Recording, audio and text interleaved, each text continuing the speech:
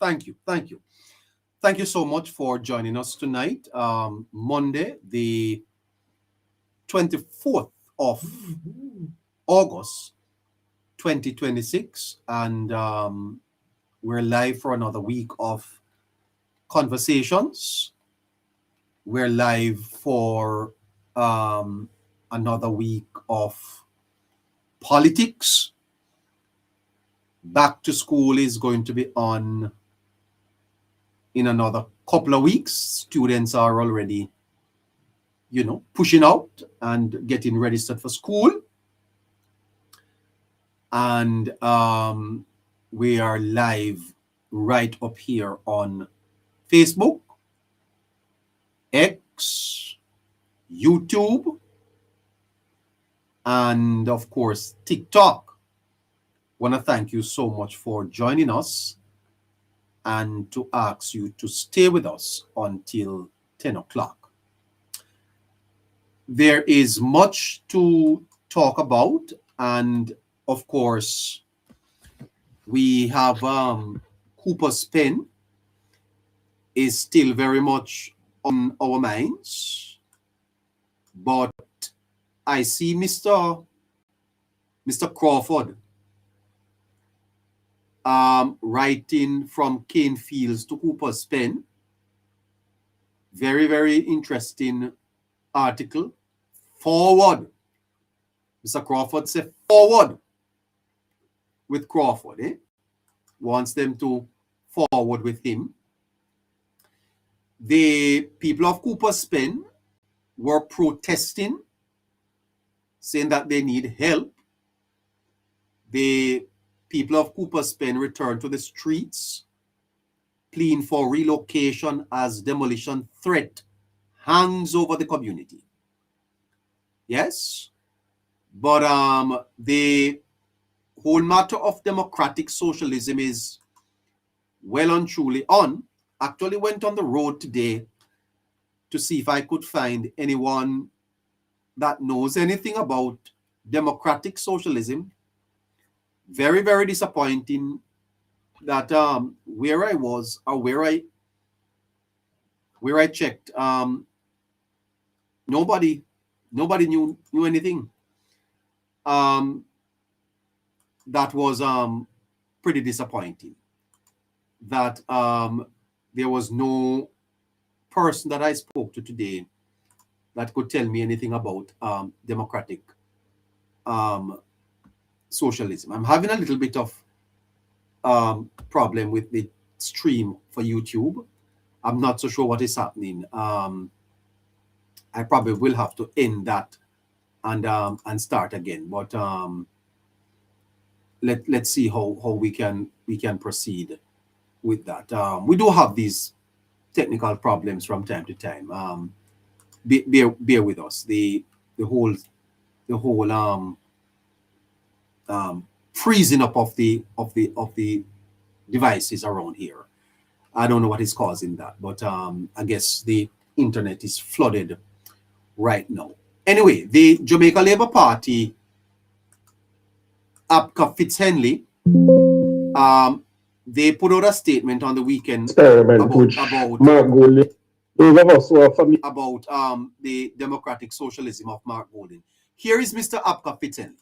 With our history should highlight for the current generation that during the 1970s, the PNP's embrace of this democratic socialist experiment, which Mark Golding and the PNP have now again embraced, led to severe economic decline, massive capital flight, severe food shortage, a major plunge in the Jamaican dollar, and a massive increase in the cost of living by hundreds of percentage points.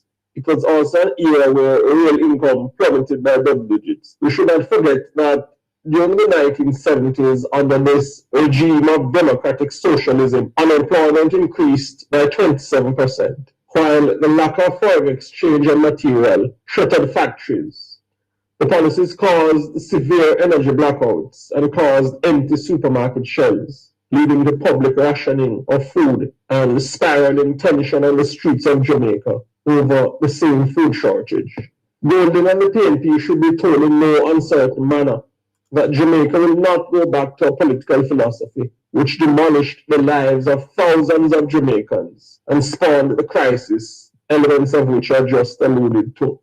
It should also be highlighted that the socio-economic philosophy of the PNP administration in the 1970s, which the current PNP of Mark Goulding has now embraced, caused massive brain drain and a sustained spike in violent crime. That Mark Goulding, a political leader in 2026, would seek to publicly espouse a philosophy that caused so many Jamaicans pain and created lasting damage to their lives and our economy tells us all we need to know. It tells us that Goldman and the PNP cannot be trusted to manage Jamaica's economy, an economy which this administration of Prime Minister Dr. Andrew Holness has been able to maintain some level of stability and critically avoid cataclysmic socio-economic crisis despite the occurrence of major external shocks, including those caused by COVID-19, wars in Europe and the Middle East, and hurricanes Beryl and Melissa. What Jamaica needs now is not democratic socialism. We need continued economic stability and the environment which is conducive to resurgence, which have been carefully cultivated by the Holness administration, which has uppermost among its policies a focus on making better the lives of the Jamaican people across all sectors. It bears noting as well that our policies show particular sensitivity to not creating pain for the masses, but cultivating a set of circumstances where the poor and dispossessed are able to prosper and are given the opportunity to bolster their standard of living in a significant way. Those of us who are familiar with our history should highlight for the current generation that in the 1970s, those of us. Well, there you have it. The Jamaica Labour Party having to respond. You know, I don't know, but I'm shocked that we are engaged in this debate, you know. I'm really, really shocked that in 2026, we are engaged in this type of debate. It's a resurrecting of Michael Manley. And, you know, it shows that the PNP is bankrupt, you know, bankrupt of ideas. It's an admission by the party that they are philosophically bankrupt. It's a dead party that goes to resurrect a dead ideology, in an ideology of the 70s in 2026. And let me tell you something. When a political party resurrects a 50-year-old ideology in order to stay relevant, it's not tribute, you know, it's not paying tribute. It's a confession that it has no ideas for the present. The PNP is, in essence, confessing that it is short on ideas. You go dig up 50 years of a 50-year-old idea, bring it into 2026. Nobody when we talk to today knew anything about democratic socialism. Resurrecting Mandy won't help the PNP. It's really, really, very, very, very sad. Anyway, let me go in and say good evening to my producer. Producer, good evening to you. Hi, neighbor. Good evening. How are you? Oh, you're a little low. How you doing? I'm having a little bit of problem in studio here, but I hope I've solved it. Good evening to you. Hi, you all right? I'm doing all right. How are you? Not bad at all. I can't take any calls on this line. You hear? They have to go over to the next page. Okay? This one is a little low. Oh, I see. Right. Okay. All right. Well, good evening, listeners. Could you please repost, tap and share, and send the heart news, please? So if you are unable to take guests on this, maybe we should move over to that one. Is that what you want to do? I think we can do that. Yes. So just invite the listeners to jump over to the next page. We're going to close down this one. Oh dear. Oh, Okay. well, you can move over. You can stay open, but the other page is up. Okay. Just jump over to the next page. All right. I'll catch you over there. Just check for the Hello Neighbor show. No, this one is the Hello Neighbor show, right? Right. The other one is the Hello Neighbor show. Yes. This one is just Hello Neighbor. The next one is the Hello Neighbor. Right. Okay, so guys, ask you to go to the next page. Thank you so much.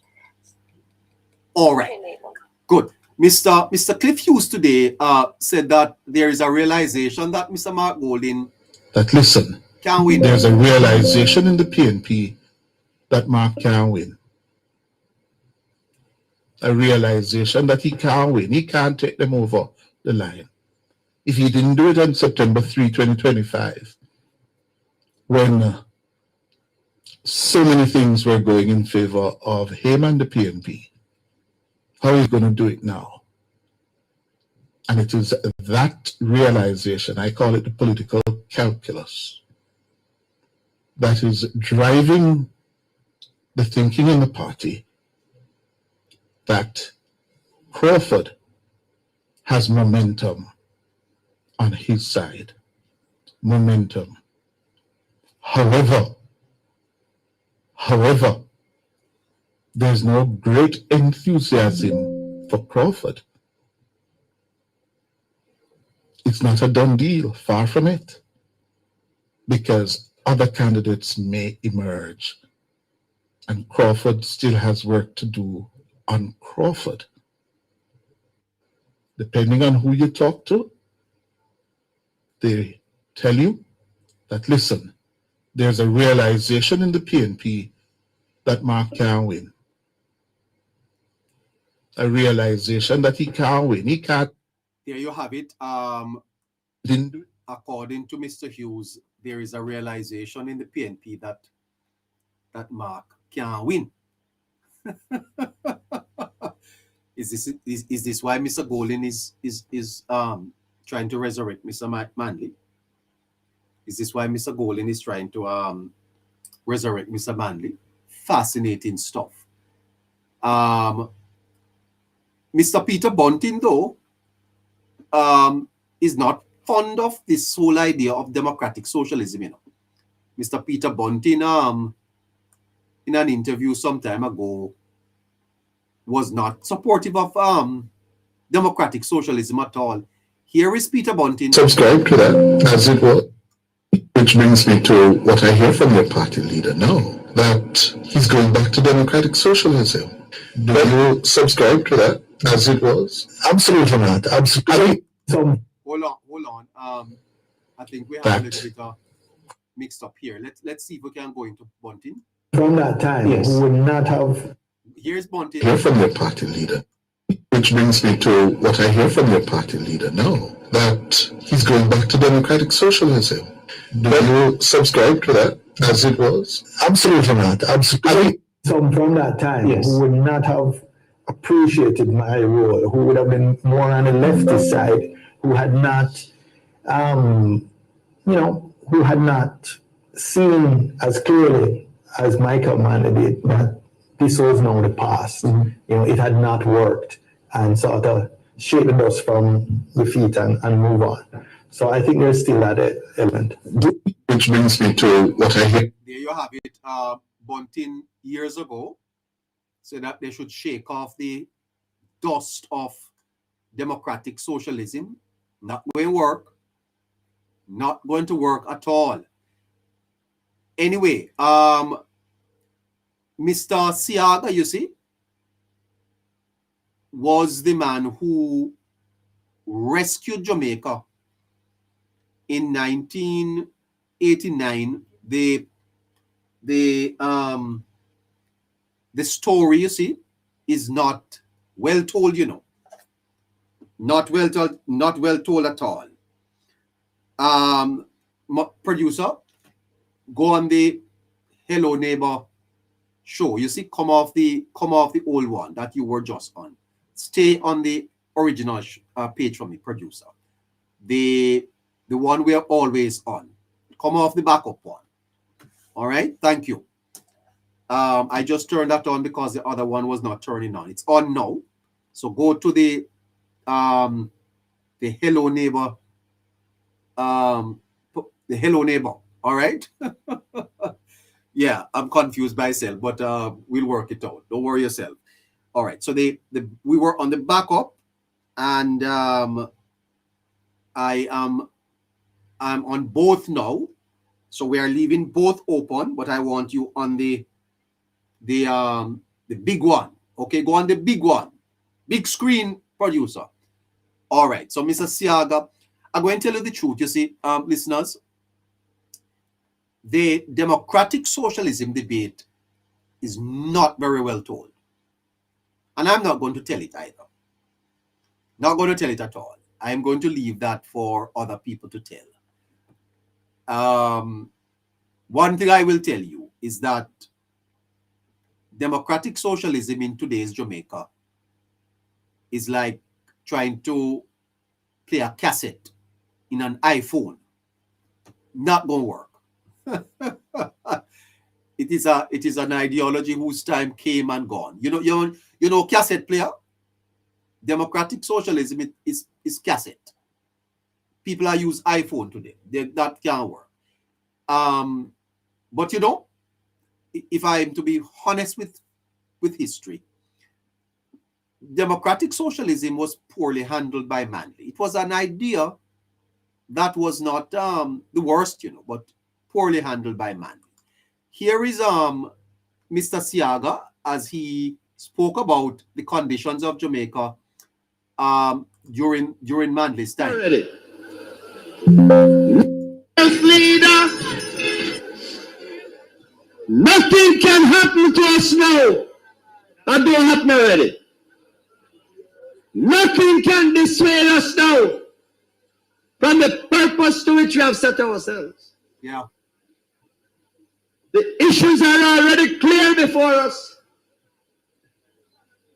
This Manley government has reduced the country to a state of bankruptcy.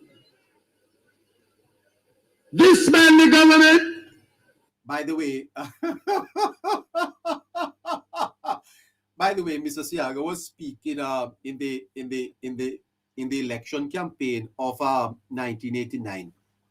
You should have been alive. You should have been alive. Jamaica was virtually in a civil war. Shots were being fired. People were dying. Not even food. But make no mistake about it. Go and read for yourself what caused all of that. Because I'm not going to sit here and lie. Not going to sit here and lie at all. Let me pause to make a point. There are some half-wits. George called them half-wits. Trying to seek relevance. And in their trying to seek relevance, they mention the name neighbor. I am not going to serve them up any dignity by even calling their names. I challenge anyone listening to me to come up on this platform and tell me that what I am saying is a lie. I challenge any PNP that out there run up on the mouth. You can run up on the mouth in a circle. Come up on the Hello Neighbor show and come and say to me, neighbor, that was a lie. I bet you can do it. I'm not here to look popularity or likes. I am here to tell Jamaicans another side. Okay? And the side that I tell Jamaica is the side that is against your interests. And you don't like it. All right? So you are trying to find some reason to discredit neighbor. But I can't be discredited, you know, because I am an open book. Nobody can discredit me. I tell you the truth. I don't even want to get too much into it. Right? What I want you to do is to come up here and tell me what I have said that is not true. But you can't do that. You hide behind your little place, and you chat. But if you were a man, face me man to man, man. Come on, you weak jellyback, come face me man to man. Come up in the box and come have a conversation. We'll take up member Harry and Scratchy and the rest of us, and we can talk about it. Let's have. We don't debate. We don't do debate. We do conversations. Come and tell me that that's a lie. Okay? Because we are not propagandists. And we don't spread misinformation. Whatever we say, we can verify it. That don't mean that we don't have opinions. Neighbors' notes is my opinion. Half-wit, intellectual midgets. That's an opinion. I have an opinion. I almost call them idiot. And you want to tell me that I don't have an opinion because my opinion differs from your opinion? That makes it a lie? Man, go away. You can't chat to me. If you want to have a conversation, come up. You're very much invited. When you talk about lie, you talk about Perry. They lie. And even when you tell them that what they are saying is a lie, they hold on to it. Well, I am saying to you, truthfully, that democratic socialism was not all bad. I'm saying that. I'm making that point. That it was not all bad. The idea of democratic socialism was not all bad. The fact of the matter is that it was poorly managed.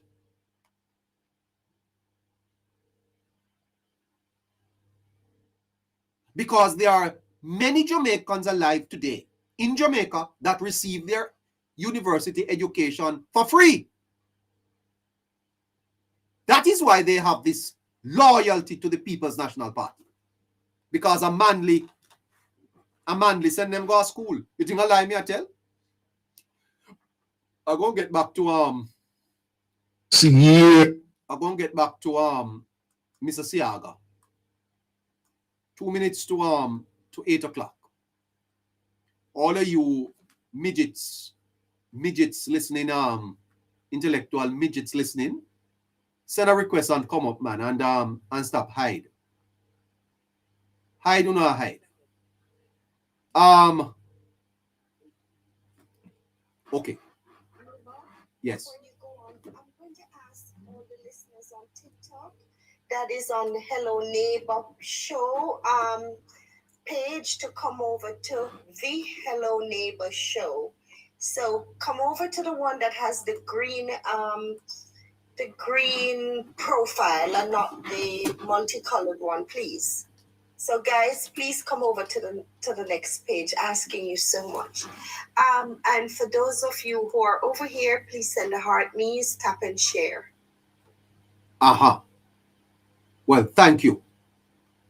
All right. So the facts of democratic socialism is, I'm going to play a little bit from one of the People's National Party's bloggers. Not one that I love playing, my listeners. Bear with me, but I play just to make a point. Let us see if we can hear him a little. Go ahead. And I want to say, if you're a true believer of Andre Stevens. Okay, no. Let's move on from that. Let's leave that alone. Let's leave that alone. Go back to Mr. Eddie Siaga. Go back. Nothing can happen to us now that don't happen already. Nothing can dissuade us now from the purpose to which we have set ourselves. The issues are already clear before us. This Manley government has reduced the country to a state of bankruptcy. This Manley government does not have any money to carry on the government after the end of October. Or those of you who wonder, why is it that this date of election has been set for the end of this month? The answer is very simple. It had to be the end of this month because I don't have any money to start November. Nothing can dissuade us now from the purpose to which we have set ourselves. The issues are already clear before us. This Manley government has reduced the country to a state of bankruptcy. That was very, very true. Mr. Siaga reflecting, well, he was campaigning in the 1989 election, and there was only $50 million left at one time in the NIR. Everything dry out. Mr. Manley used it to send people to go to school and all of them something there. The Prime Minister, you see, in his last budget presentation, made some comments on this. I'm going to play it for you again. I did this on Saturday. Let's listen to the Prime Minister, about 5 minutes of him. Go ahead, Holness. Madam Speaker, both superpowers sought to control this third bloc, to expand their spheres of influence, secure strategic geographies, access resources and markets, and spread their culture and ideology, or simply put, to exercise hegemony. This was the context within which Jamaica started its navigation of a complex global system at its independence. At the outset, the Right Excellent Sir Alexander Bustamante, when asked about Jamaica's alignment, declared, "We are with the West." A simple yet profound framing of Jamaica's foreign policy, economic and social program, and political direction. Thank you. Let me make a point to my listeners. The Jamaica Labour Party and the People's National Party are not the same. Jamaica, you see, is different, you know. And I will be very, very brutal with you. The politics we practice in Jamaica, producer, see if you can get scratchy for me. It's very different, you know. I think it has it's kind of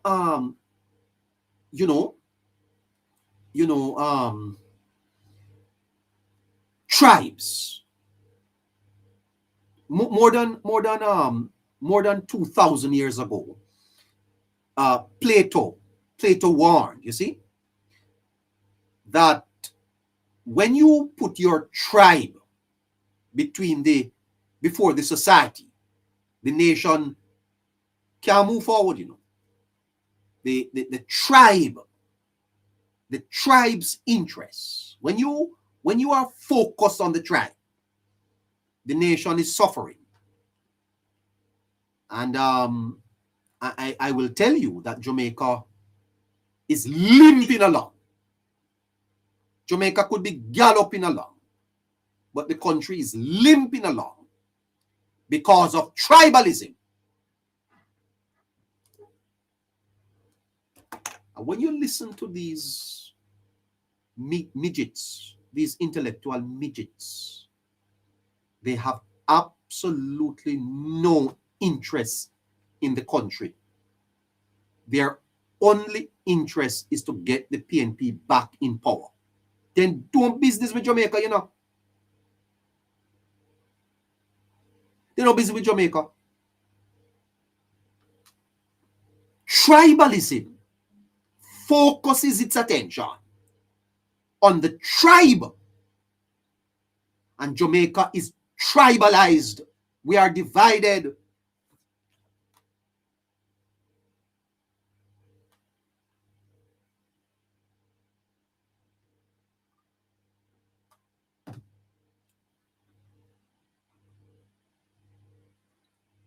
And the Prime Minister speaks about Dubai and Singapore. I wish him all the best. I tell you the God, heaven truth, I wish the Prime Minister the best. I'd like to see that happen. But I can tell you, under this political arrangement, it's going to be an uphill task.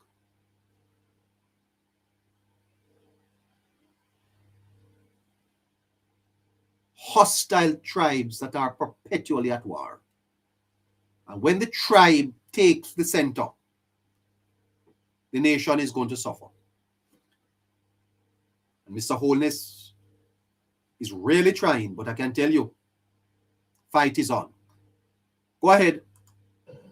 The Jamaica Labour Party has always taken a pragmatic yet principled approach to the multilateral system and the vicissitudes of the poles of powers within it, while staunchly maintaining our independence of thought and agency to act in our best interest. The position served Jamaica well. The period between 1962 and 1972 saw political stability, the fastest pace of growth and development of the Jamaican economy, and the build-out of our institutions.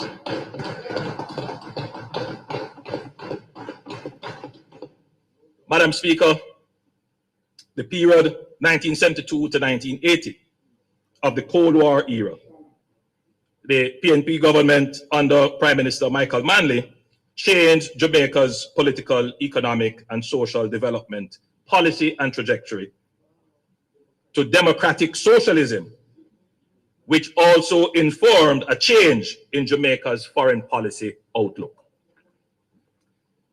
During that period, Jamaica joined the non-aligned movement and pursued relations with other socialist and communist countries of the Eastern Bloc, including Cuba.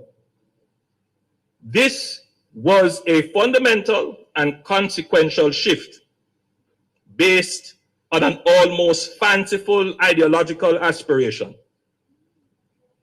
It placed us in the crossfire of a power struggle between superpowers, which was not in our interest and had negative consequences domestically. You heard that? Well, that is a little bit of what the Prime Minister said in his uncertainty, this recent budget presentation. Now the debate continues with a pretty decent blogger. He operates a channel that is called Carib 21. And he had some interesting things to say about it. Let's go in and listen to a little bit of what he had to say. We're at a town hall meeting last week. Mark Golden revealed to his supporters, to the People's National Party supporter, that he is going to be pursuing democratic socialism, and that is what he's going to be campaigning on for the 2030 election. And it's what is that what he said? Is that what Mr. Golden said, that he would be campaigning on democratic socialism for the 2030 election? Is that so? I'm not so sure if that's what he said, but that is what Carib 21 is saying. All right, let's go back in and listen a little bit more. One or two things. Either Mark Golden is the dumbest politician in the history of Jamaica. Hold on, Carib 21. What you say about the leader of the opposition? And it's one or two things. Either Mark Golden is the dumbest politician in the history of Jamaica. Dumbest? Why you say that? Or what? Or Mark Golden is deliberately trying to destroy the People's National Party. Let's talk about it. Oh. Well, there you have it. Carib 21 is saying that is either Golden is the dumbest, or he's trying to destroy the People's National Party. I wonder where I'm getting them something here for. All right, listen to this. More than the American dollar. But then we had, Prime Minister who came to power, elected, and he said Jamaica is now a democratic socialist country. We haven't heard that before. Exactly. And it doesn't work. He nationalized everything. The government owns, the factors of production now, seized private property. Landlords didn't own their properties anymore. It was a mess. And the companies that were there, the multinational corporations, they left Jamaica. Because if your profits are no longer your own, then what are you working for? You're working to make the company so you can employ more people, you can manufacture more goods, you can do this, you can do, and the government just seizes everything. That's not going to work. So they fled, and it left Jamaica without, foreign currency, without an economic plan, without anything, and it was a disaster that finally Jamaica, started coming up out of what I think it was 1990 or something like that, from something that started in the 70s. And believe it or not, that prime minister, after he was removed from office, he was reelected again, maybe 10 or 12 years later. And he apologized to the Jamaican people for the wreck that he created. Jamaicans voting for democratic socialism is almost like chickens voting for KFC. You know that sooner or later you're going to end up in the deep fryer. You are. That is funny. That is very, very funny. Carib 21. Say it again. It's like chickens voting for KFC. You know that sooner or later you're going to end up in the deep fryer. You are going to be the meal. That is democratic socialism.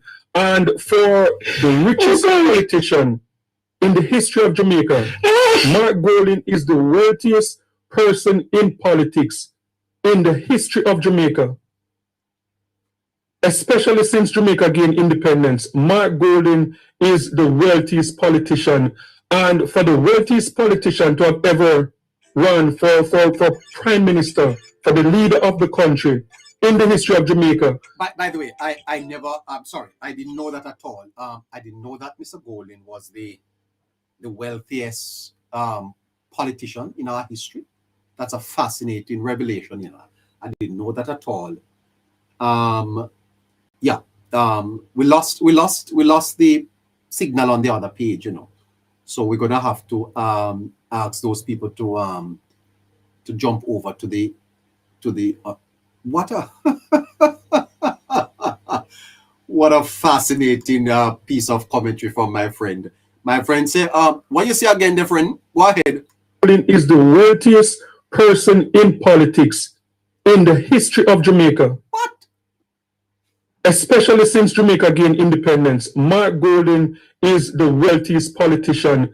And for the wealthiest politician to have ever run for prime minister, for the leader of the country in the history of Jamaica, to look at Jamaicans and to tell you that, look, being in the middle class is not going to cut it.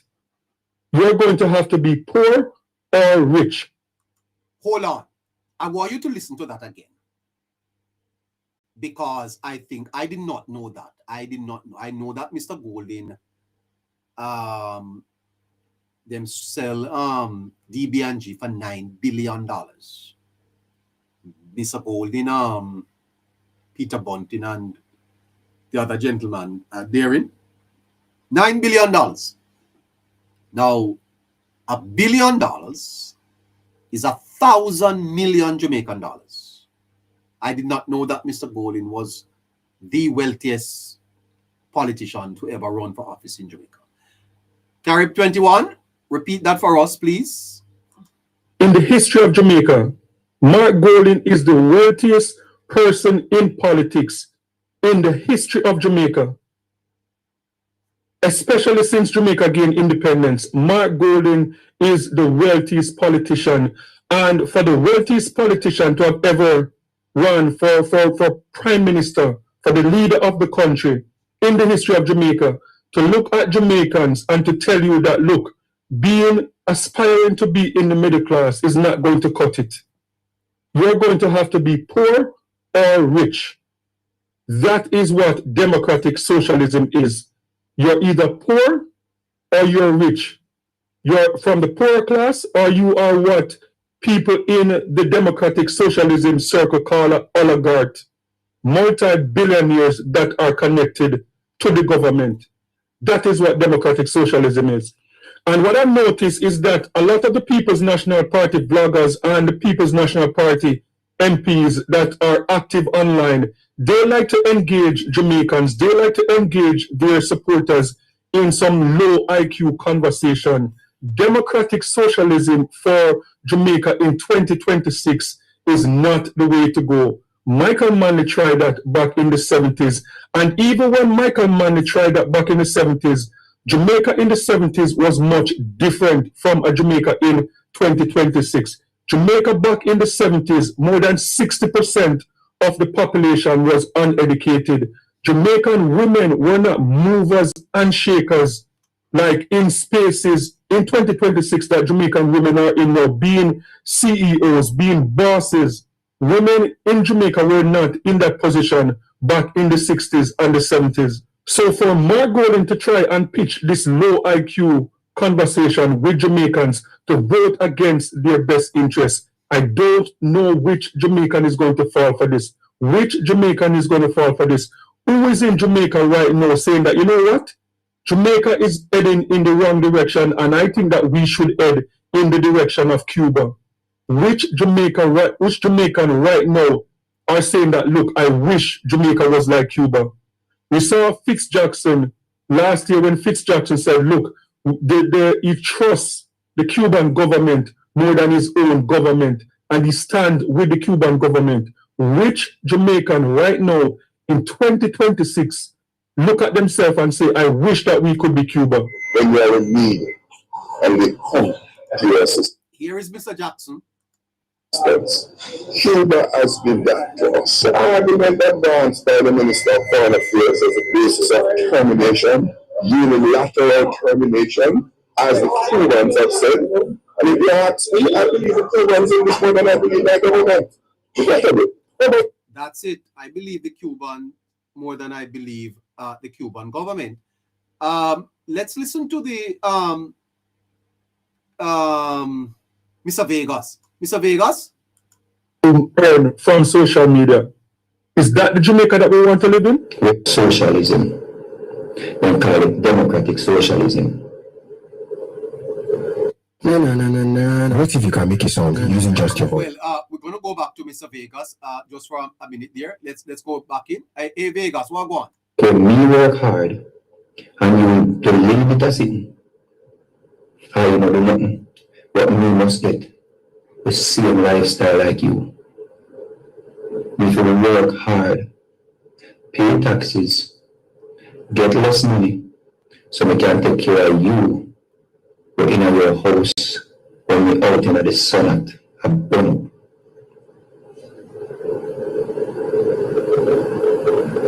When me I try look better for my people then, you can stay there, eyes my property. And what the PNP is hoping for, they are hoping, that's why they are all calling for a revolution.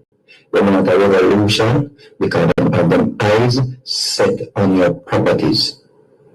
You hear that?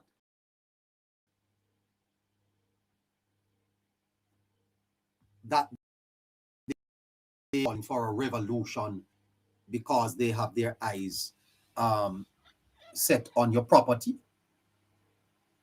What the dickens is happening here? Huh?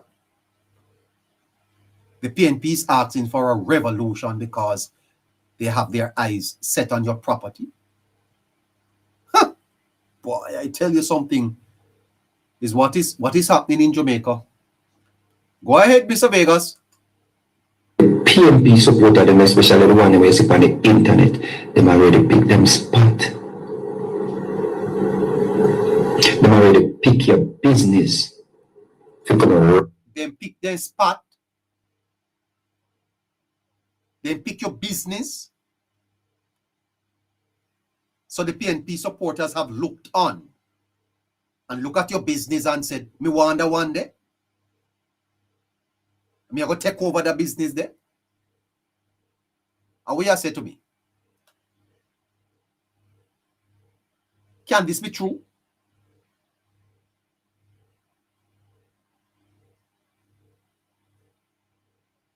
How it sound to you? Well, you're going to be able to have your say later on. I want to hear from you, Jamaicans. How you feel about it? Then pick them spot. Then look on your house and say, you see that house up there, so? Me I'll take it, you know. Me I'll get it if you live. You work hard, 20, 30 years, and build your house.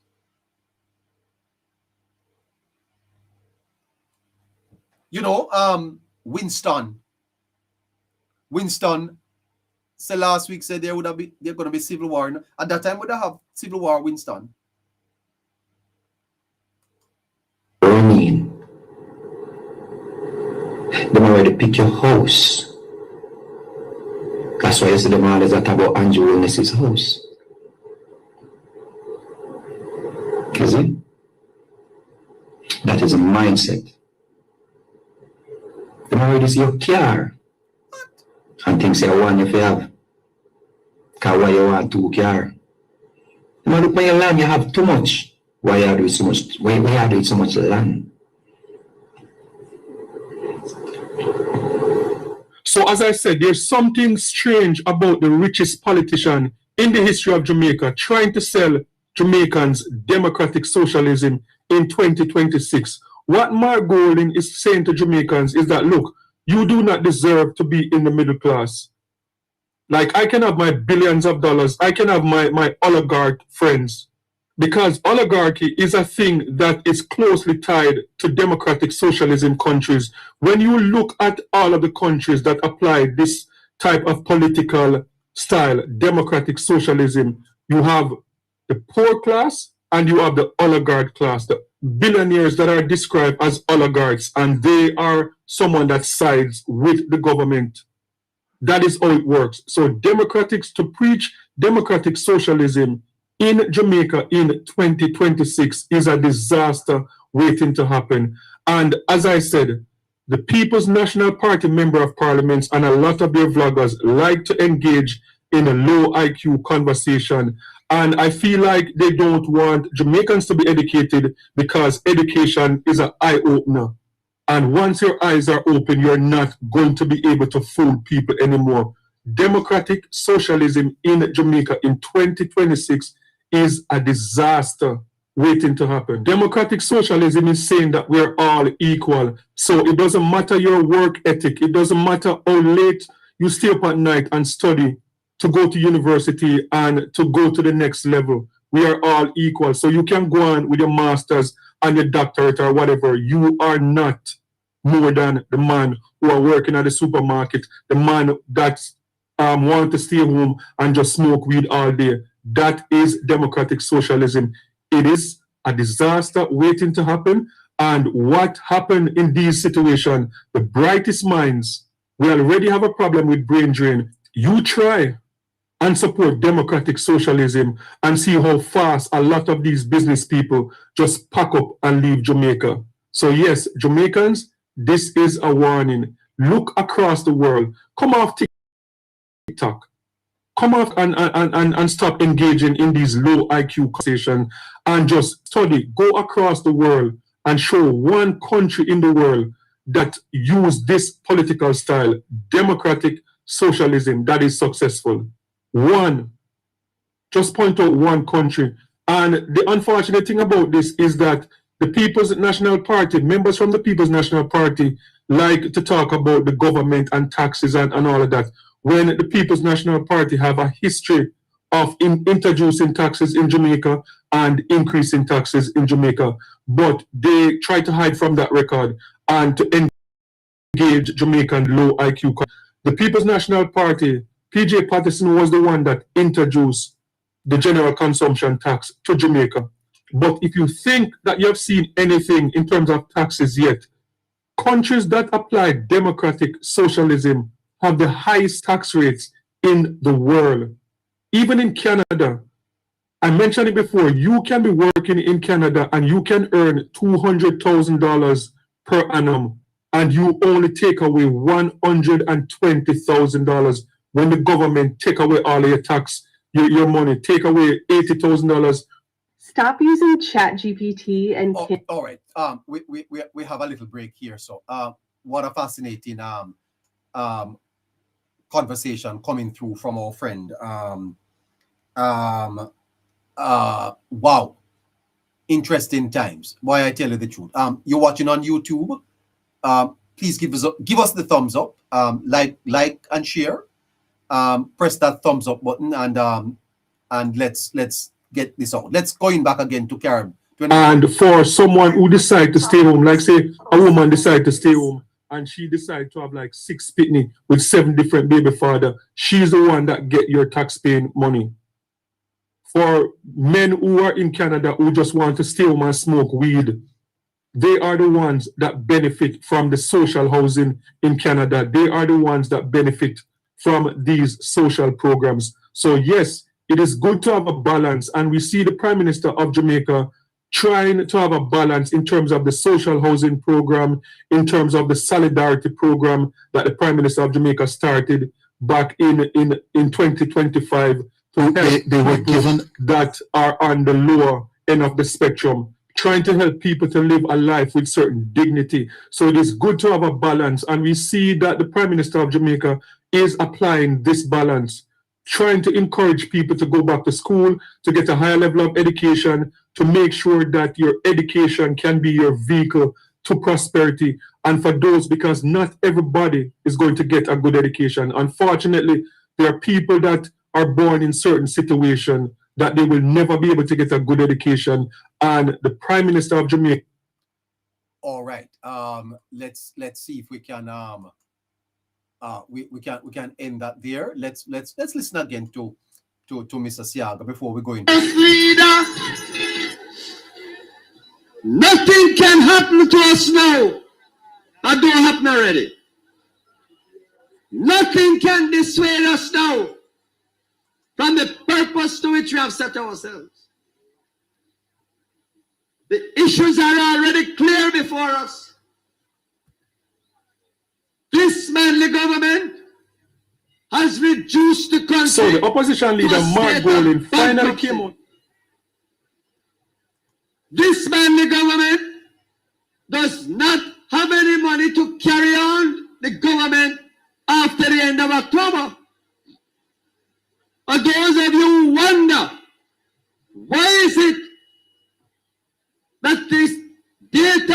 election has been set for the end of this month? The answer is very simple. It had to be the end of this month because I don't have any money to start November with. Well, a little bit of history there for you. Let's go in and see who we have online. We have Scratchy with us. Good evening to you, Scratchy. Good night, sir. Night, Eva. Night, Caroline. Viewers and everyone. Blessed night. Yeah, Scratchy, you said from early in the year that we appear to be in the middle almost of an election campaign. The elections are 4 years away. The government have not yet celebrated their first anniversary, and the politics in Jamaica feels quite intense. The politics was ratcheted up a notch over the weekend with the Gleaner reporting that Mr. Golding is wanting to build on Manley's legacy of democratic socialism. If you do a precursory look across social media, it's building, Scratchy. The PNP supporters seems to be very, very excited. And already people are talking about eyeing people's house in Jamaica. You have any house in Jamaica, Scratchy? Yes, neighbor. Oh God. People are your house? No, neighbor, I don't think that anybody's going to happen. But yeah, Mr. Vega said that eyeing people's house and eyeing people's business. But seriously though, Scratchy, the politics of this. Tell us what you think is happening to the PNP, why they would be seeking to wake up Mr. Manley. First, neighbor, I want to say, neighbor, that before we even go to this, neighbor, to show you, neighbor, that we here on Politics Plus, neighbor, and a lot of other persons, neighbor, have said it, Politics Matters, and a lot of other persons have also said it, neighbor, that even before Mark Golding came out and me, I believe that this same Mark Golding said that they want to practice democratic socialism, neighbor. We are saying this long before, neighbor, we hear this, neighbor. Yeah. We are saying, neighbor, that the type of politics that we're seeing Mark Golding coming with, neighbor, it's coming from the Manley playbook. And yes. Here now come and say that, neighbor, definitely, neighbor, pushing and show that the People's National Party, neighbor, is way behind politically, neighbor. They are trying to draw at every straw, and I agree with one of the clippings, one of the person in the clippings, neighbor. Mark Golding, neighbor, has definitely proved to us, neighbor, that he's the dumbest politician, neighbor. Don't you agree that he's dumb? I agree, neighbor. Mark Golding really said, neighbor, that the PNP is pushing for democratic socialism, neighbor. Mark Golding is definitely, neighbor, the dumbest politician. You don't think that is going to go anywhere? Neighbor, democratic socialism, neighbor, has no space, neighbor, in Jamaica. Not only no space in Jamaica, neighbor. If you look at how the global economy is, neighbor, in terms of how we do business, in terms of trade and stuff like that, neighbor, nobody want to be being a man like this, neighbor, and not just on trade. If you look at even multilateral agencies play a major role in Jamaica, neighbor. Multilateral agencies don't support this type of model, you know. Multilateral agencies, neighbors, are not going to support these type of model with social, democratic socialism where government is giving away money, giving away things, neighbor, and then you go to IMF and tell them you want $300 million to do what, to give away? Oh. When IMF is telling them that they need to cut the budget, they need to cut the salary. So what is informing Golding's what is informing him then, Scratchy? What is informing Mark Golding, neighbor, is the mere fact, neighbor, that a lot of Jamaicans, neighbor, are displaced as a result of Hurricane Melissa, neighbor. There's a recent Coopersville situation, neighbor, and it is speculated, neighbor, there are 700,000 Jamaicans who are in a situation like the Coopersville. Oh. And if you look at it from a deeper level, neighbor, majority of these communities that are informal settlements, they come, neighbor, with the People's National Party. And under democratic socialism, neighbor, a female that you were playing earlier in the clip said that in the 70s, neighbor, they were taking away people's land. Yes. So with democratic socialism, the PNP can look on whosoever would any land or any investors in Jamaica who would any land and say, listen, where the informal settlement is going on, we need this land, and tell people, say, live. What you say to me? PNP, neighbor, and Mark Golding, neighbor, is riding in the box, neighbor, that a lot of Jamaicans are displaced right now as a result of Hurricane Melissa, and a lot of Jamaicans, neighbor, are also, neighbor, in a panic mode, neighbor, as it relates to what they are seeing that in Cooper Spain who might find themselves in similar situation. And to prove that democratic socialism can never work, neighbor, it's a model that has been tried before, neighbor. The People's National Party and Michael Manley, when they came to power in 1972, neighbor, they tried, neighbor, the democratic socialism, neighbor. It ran us in the wall. 1980 election, our unemployment rate was about 27%. You know, investors never run. Investors never don't like to go in countries and invest their money, neighbor, where it is where the model is democratic socialism. Because you can tell an investor say him cannot move the profit outside of the country. You can tell an investor say, neighbor, you want to come in and come, you're going to take over this. Democratic socialism, neighbor, is basically saying that government is going to play a broader role, neighbor, in terms of key infrastructure and key organization, like key business. Case in point, the JPS. Yes. No, JPS is so important now. Socialism, what the government is going to tell us now is going to buy JPS. Is the government planning to, because that is what democratic socialism does, you know.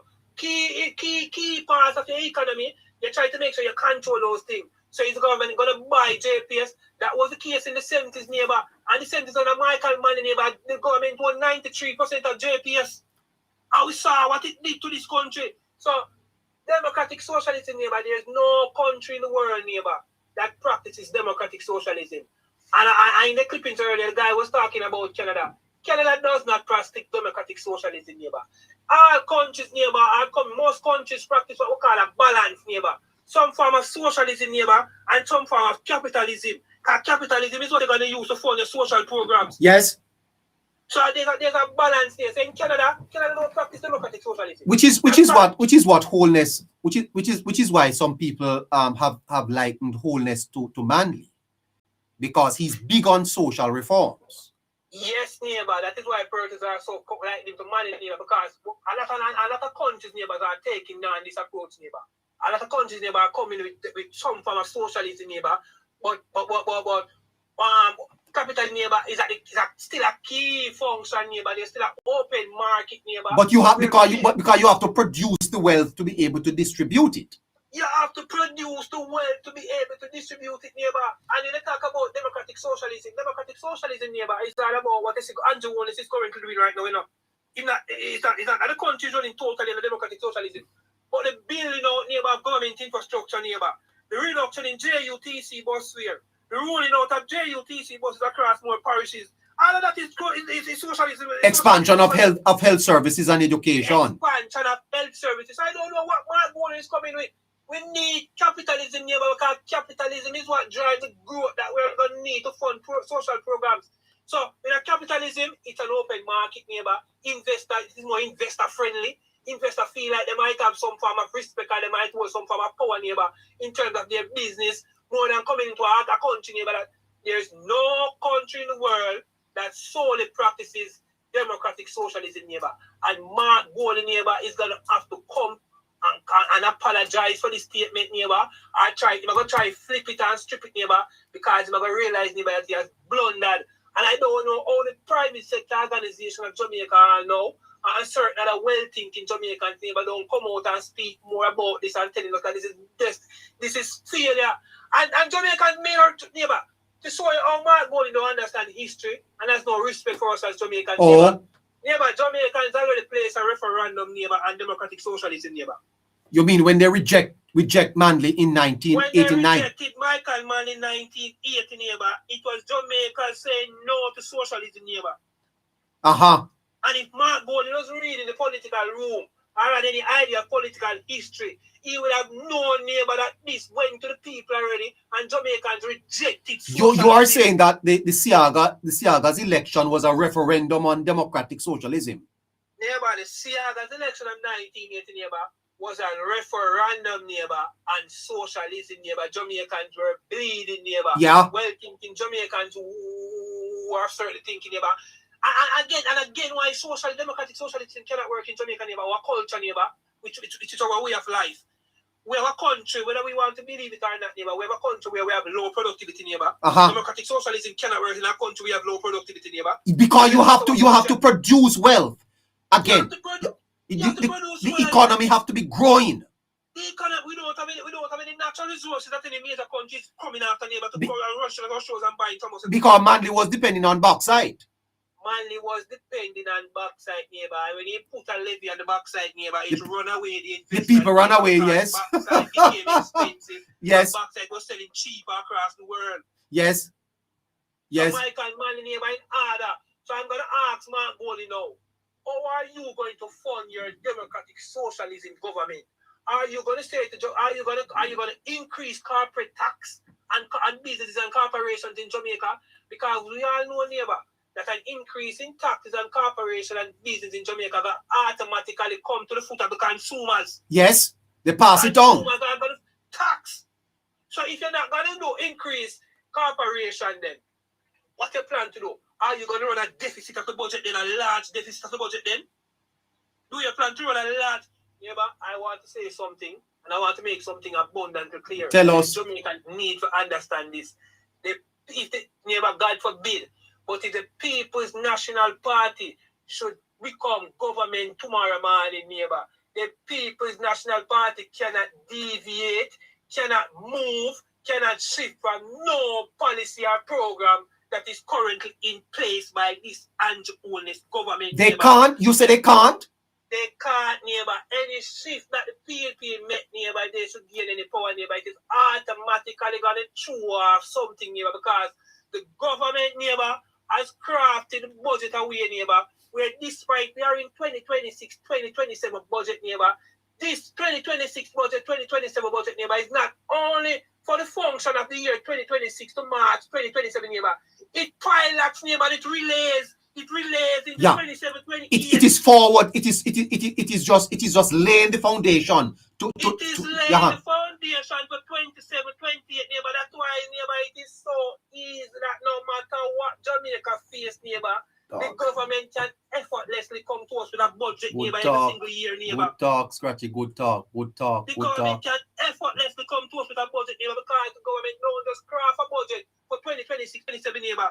The budget is moving into the other year, and the next budget pilots is like a relay. The budget is connected. If you look at all the bills that the government is passing, all the road, all the infrastructure project, neighbor, the PNP should come to power. What the PNP is going to do? Stop the man to be able to pass? Look. If the PNP should come to power, what the PNP is going to do? Stop the 100 water project that is going on? Well, I doubt it. If the PNP should come to power, neighbor, what can they stop? What can they deviate from? Neighbor, there is no policy change for Jamaica right now, neighbor. It's forward, never backward, never. Yeah, hold on. Listen to Mr. Hughes there, Cratchy, and comment on it. Crawford has momentum. Depending on who you talk to, they tell you that, listen, there's a realization in the PNP that Mark can't win. A realization that he can't win. He can't take them over the line. If he didn't do it on September 3, 2025, when so many things were going in favor of him and the PNP, how is he going to do it now? And it is that realization, I call it the political calculus, that is driving the thinking in the party that Crawford has momentum on his side. Momentum. However, well, stop it there.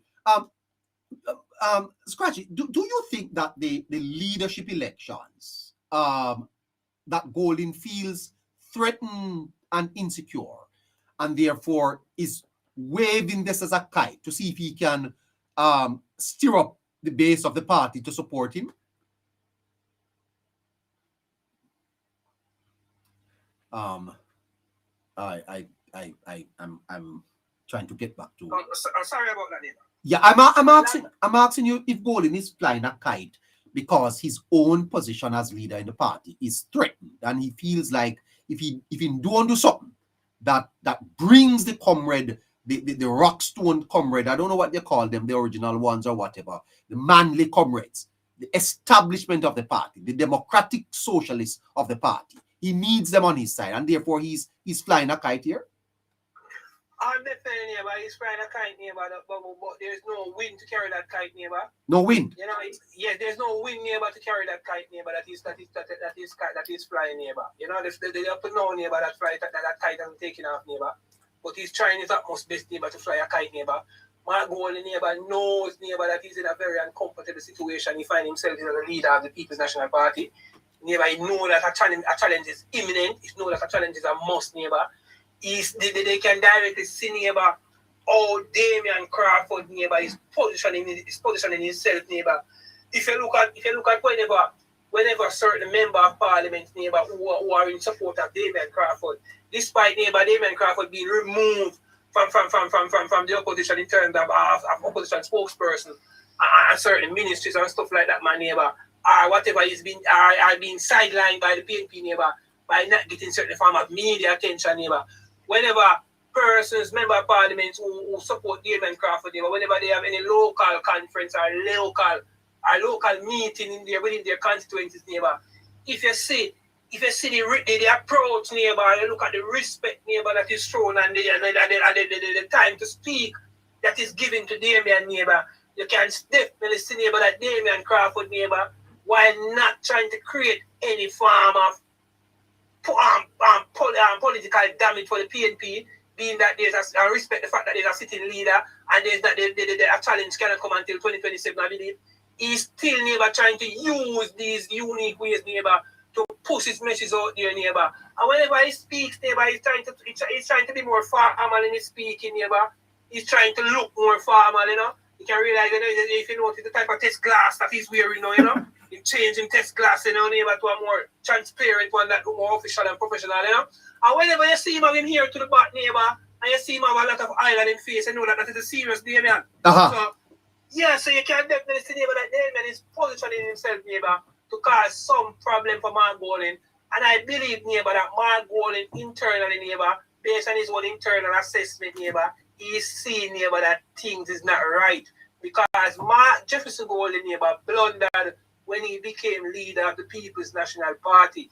Because they were of the belief, neighbor, that Peter Bunting lost the leadership race, neighbor, because of manipulation by Peter Phillips, neighbor, and the delegates list. I know the delegates list was in the People's National Party.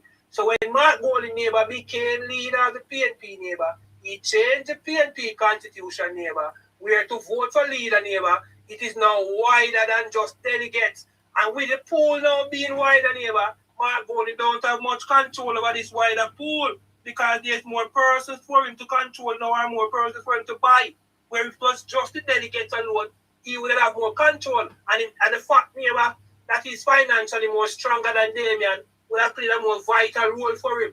But the fact that the pool is so wide and the pool is so deep, it is causing some form of ruckus on Mark Jefferson Golding, neighbor.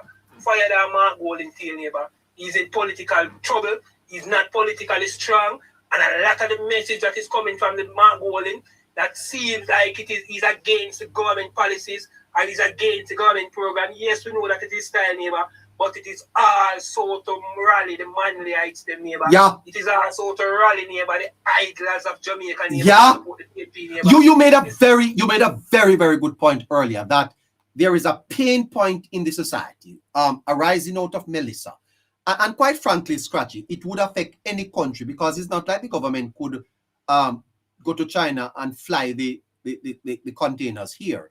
There is some amount of pain point, what with the war in Iran and the price of oil, and therefore arising out of Melissa and with Cooper's pen, there is a debate now that people need to be settled, people need land and all of that.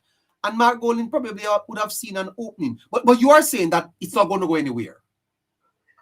Yeah, but it's not going to go nowhere, neighbor. The business class of Jamaica, neighbor, is not going to stand by and support any government, neighbor, who in this day and age where technology is and where the global economy is. Jamaica this is not the 70s, neighbor. This is modern time, neighbor. Jamaican economy is open up to every single country in the world. And our practice, our leadership style, our leadership quality, or whatever leadership style or approach we take, neighbor, it don't just have a domestic impact. It also have an international impact as well, neighbor. And And we have to be very careful what we are doing here, because we are sending we're sending conflicting message, neighbor. When time your opposition leader of your country sending out a message like this, neighbor, because as I said before, neighbor, Jamaica is a country where multilateral agencies, neighbor, currently have their money in Jamaica. Jamaica is a country, neighbor, where a lot of FID, foreign direct investment, a lot of foreign investors have their money in Jamaica, neighbor. And whenever they hear our opposition leader, neighbor, saying that whenever he should take government, he's going to take a democratic socialist approach, neighbor, they're going to be concerned, they're going to be weary, neighbor, and they might say to themselves, neighbor, they're going to go back, because history is there, neighbor. They're going to go back to the 70s playbook when Michael Manley was in power and saw what Michael Manley did and said to themselves, okay, since his Manley approach is taking, this is the exact approach that Mark Golden is going to take, neighbor. 700,000 Jamaicans, neighbor, are in limbo in terms of housing, neighbor, because they are living in squatter land, neighbor, some sort of community. Majority of them support the PNP, neighbor. Right now, these persons are panicking. Hurricane Melissa displaced a lot of persons again, neighbor. Mark Golden is playing on the emotions of these people and trying to say, okay, democratic socialism. Because with democratic socialism, neighbor, when that guy from the company that owned that land on Cooper's Pen and the democratic socialism, neighbor, Mark Golden could have tell that guy to go sit down with the people out of the land. Yes, you're quite. Hold on there for me, Scratchy. Darlan, good night to you. Hello. Open your mic, Darlan. Boy, I tell you, I have Darlan Francis with me and Barry. Good night to you, Good night, sir. Yeah, man. Thanks for that. Darlan, tell me something.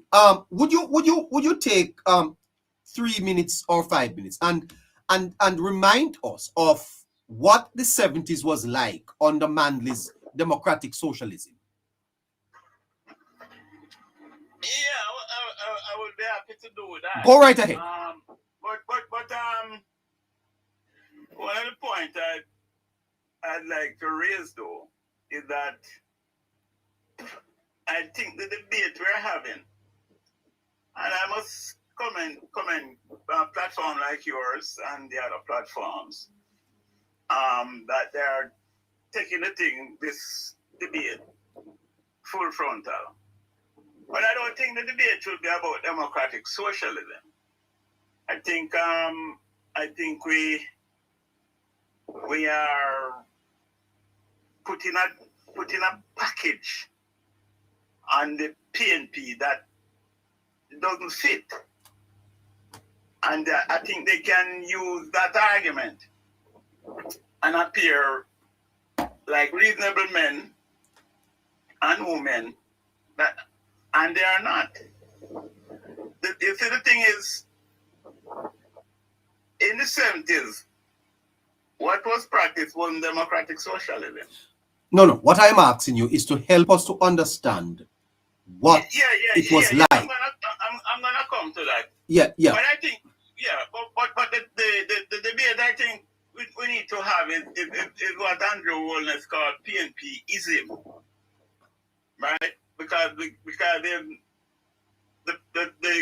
danger is that PNP might get back power and come and implement PNP-ism, which is not communism, not socialism, and probably will not be democratic socialism neither. It's just PNP-ism where they come in, where the people in their party can do no wrong. They can commit any corrupt act and get away with it. Mr. Francis, I went on the road today and could not find anyone to tell me what was the 70s like. And I don't have a lot of time, so I'm asking you if you can help me. All right, okay, yes. Fair enough. In the 70s. Yes, sir. Michael Manley in 1974 declared that the party was democratic socialism. Right? People like Wilmot Perkins and some of the other guys who took him on in that era said, but you never campaign on democratic socialism. So how you come declare that you're a democratic socialist now? Uh-huh. And what Michael said then was that the PNP was always a socialist party. And they did not say they were not. They were, like they did not renounce socialism when they won in 72. And basically what he's saying is that we did not say we were not socialists, so we are socialists. And he used the term democratic socialism. Now, D.K. Duncan, who was a big, Minister of Mobilization at the time, the big rabble roller, one of the biggest troublemaker Jamaica has seen. He later on said that the democratic was placed before socialism as sugarcoating. Right? The democratic was sugarcoating. So basically, what Michael wanted to implement was full-fledged socialism, like Nyerere, like Machel, Samora Machel, and like Fidel Castro. That is the kind of socialism he wanted to implement. Although he said it was democratic socialism, he did not invite any of the Fabian socialists from Europe to come to any of his conference. He did not invite any of them to visit Jamaica. There was no reaching out to the Fabian socialists of Europe. And those are the socialists who you could consider democratic socialists. So there was no reaching out to those people. The thing was to people like Samora Machel who came here and tell him they must kill the crocodile in the head, which basically he's trying to encourage Michael to kill off his opponents. Yeah. Somebody spoke of an oxymoron in terms of socialism and democracy or democratic. How can democracy have socialism? Yeah, no. They're democratic socialism. Yeah. No, I mean Norway is democratic socialist. Sweden is democratic socialist. Yes, and one would argue that democratic socialism is practiced in a number of democracies across the world in some measure.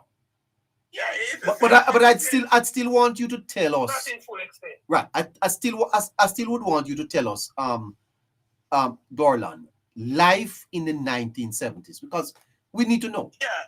Okay. Well. That now. You see, Michael democratic socialism. Although they use the word democratic, like DK said, it was sugarcoating. And then by looking at their action, you can know what their intent was. They reach out to the hardcore socialists or communists in Africa and in the Caribbean.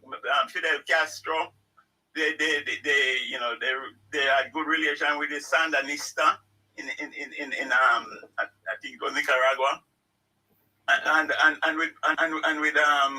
with my guy there in Morris Bishop in Grenada. So these were the kind of people that he attached himself to. And people that, further for further flock together, show me your friend and I tell you who you are.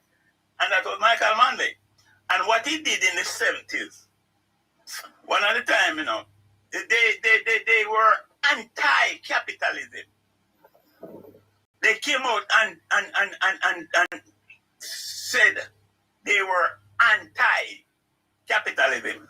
And then they appear when the capitalists fight back and push back.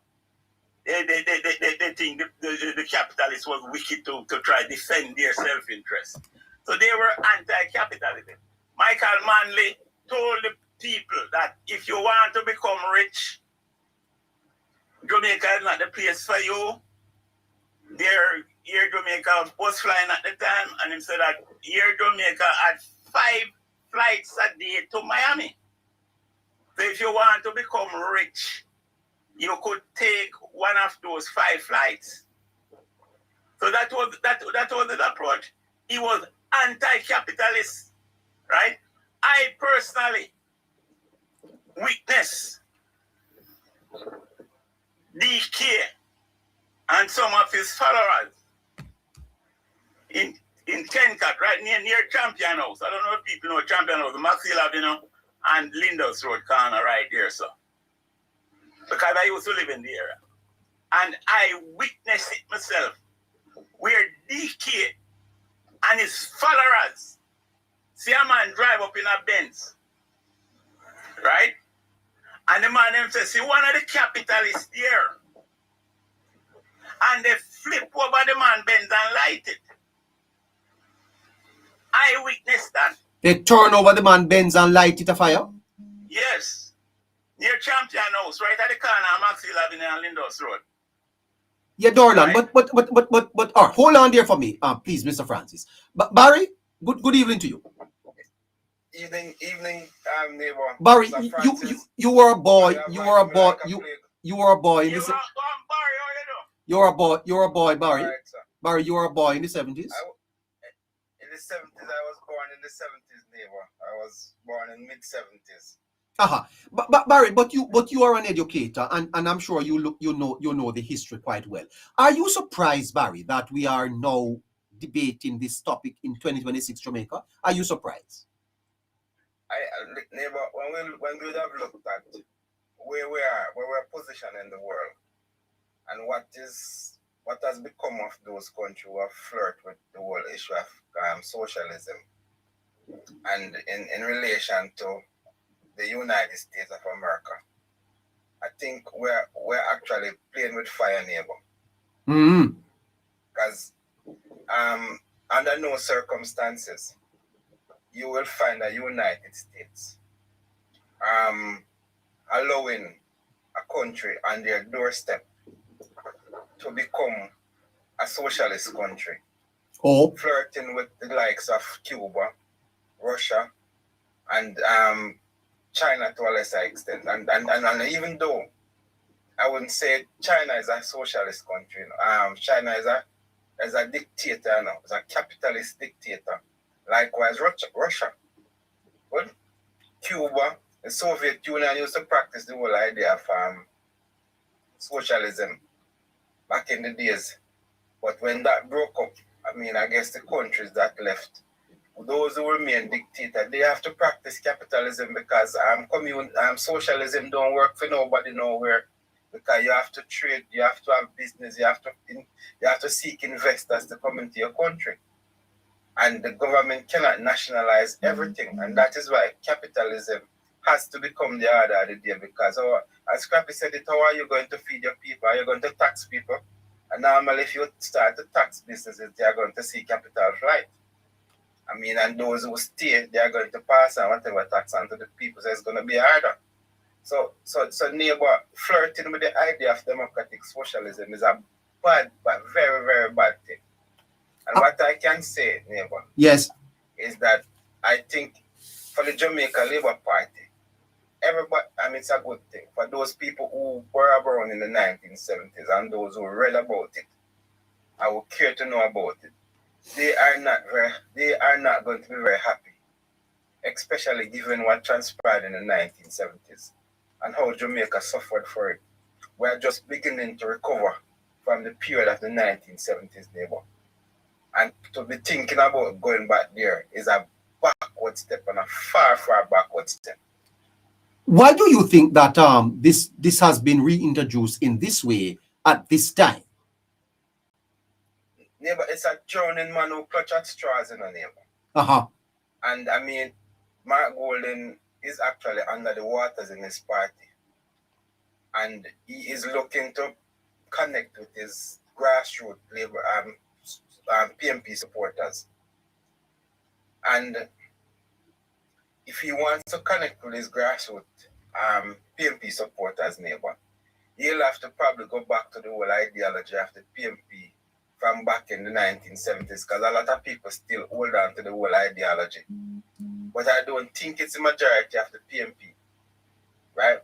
But those who may think that can probably keep him as opposition leader, he thinks if he flirt with the whole idea of socialism, they may come back on board and support him. But neighbor, the younger generation are not necessarily in tune with that kind of a thing. This generation. This generation. I don't think any if you notice what we have in Jamaica now, everybody wants to get up and drive the most expensive vehicle. People are now beginning to trade their cars after 3 years, right? They want to live in nice, upscale communities. They want to be able to buy a house in the pinnacle. They will think the socialism is going to be able to create that opportunity for them. They want to be able to go to beach parties on the weekend. They want to be able to go social gatherings, right? These Jamaicans are not necessarily looking at go working so that other people can eat. They are working to provide food for their family. And like I heard Vegas saying, I don't want to get up and go to 3 and 4 jobs so that a man who can lie down in bed 12 hours a day and 13 hours a day can eat when I have to work 10 times as hard, you know? Yes. Do you think that the next election, this will feature significantly, or do you think it will peter out as the days goes by? That Golden will recognize that it's not going anywhere. Well, let me tell you, neighbor, it is not going to get to that point because I doubt when Damon becomes the leader of the opposition, which he will, especially given what transpired last night, right? Especially given what transpired last night, neighbor. Yes. Damon Crawford will become the next leader of the opposition. And I don't think a well-educated young man like Damon Crawford is going to want to flirt with the democratic socialism, given the kind of geopolitics that we are now experiencing. I mean, look at what happened with the nurses cases the other day and doctors from Cuba. We ran the risk of suffering significant sanctions against from the United States of America had we not done something about it. So are you going to walk on your feet and with your hands up in the air through the world? Or are you going to be humble when you do not call the shots? You know? And I heard Michael Manley back in the day said that he was not going to walk on his knees. Right? He walked through the world on his knees. The truth is, you have to walk through the raindrops without getting wet, and that is what our Prime Minister is doing, creating opportunities for us by eating some humble pies, you know, and understanding that what he's doing is going to put us in a better position. You think we wanted the TCN, neighbor? But what they did, they negotiated 10,000 job opportunities in the United States that will come with the TCN. Nobody talks about that, neighbor. And they negotiated that the TCN people can only spend 14 days in Jamaica. Nobody talks about that. All they want to talk about is the bad things or the disadvantage that will come with the TCN, which I don't see if it says that we have to get them out a year after 2 weeks. And quite frankly, the United States government will pay to house them in Jamaica, not Jamaicans. And the opportunity that will bring 10,000 jobs, neighbor, with 10,000 people remitting back their money to Jamaica, and all that they'll do for Jamaica economy. And nobody's talking about all of those things. But yet we look for the bad spin on it and not think about how it will benefit us as a country. You are saying that the broader context is not being looked at or discussed, eh? Yeah, I mean, and let us say, neighbor, it was something that we would not have wanted. But in it, we saw an opportunity. And we said, let us negotiate an opportunity through this dilemma that we are now faced with. Because based on how it was put, the United States said we have a problem. This is how you can help us with our problem, right? And you said, all right, you have a problem. We have a bigger problem. We need some of our people to be employed in your country. We need our people to be able to get visa without having to pay the $20,000, right? Bond, so that they can go visit their family, which is almost twice as much as the population of Jamaica. And so the fact that they did not put a ban on us for the $20,000 to get a visa, right? The fact that they actually negotiated and settled, right? And the fact that they will allow us to negotiated and settled, right? And the fact that they will. So what happens, neighbor, is that in this dilemma, we created opportunities for our people. And that is what nobody's talking about. The only person I hear says something about it.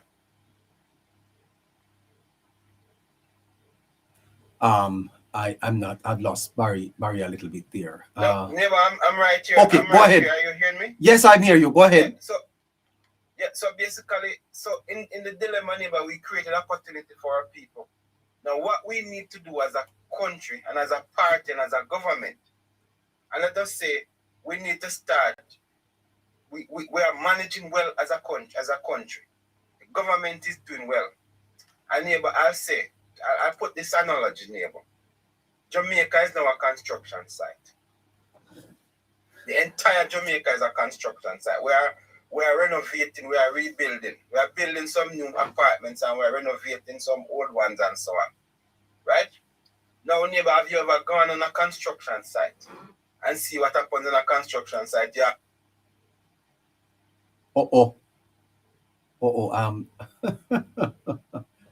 We've lost Barry. Scratchy, are you still there? We've lost him. Are you still there, Scratch? Yes, neighbor.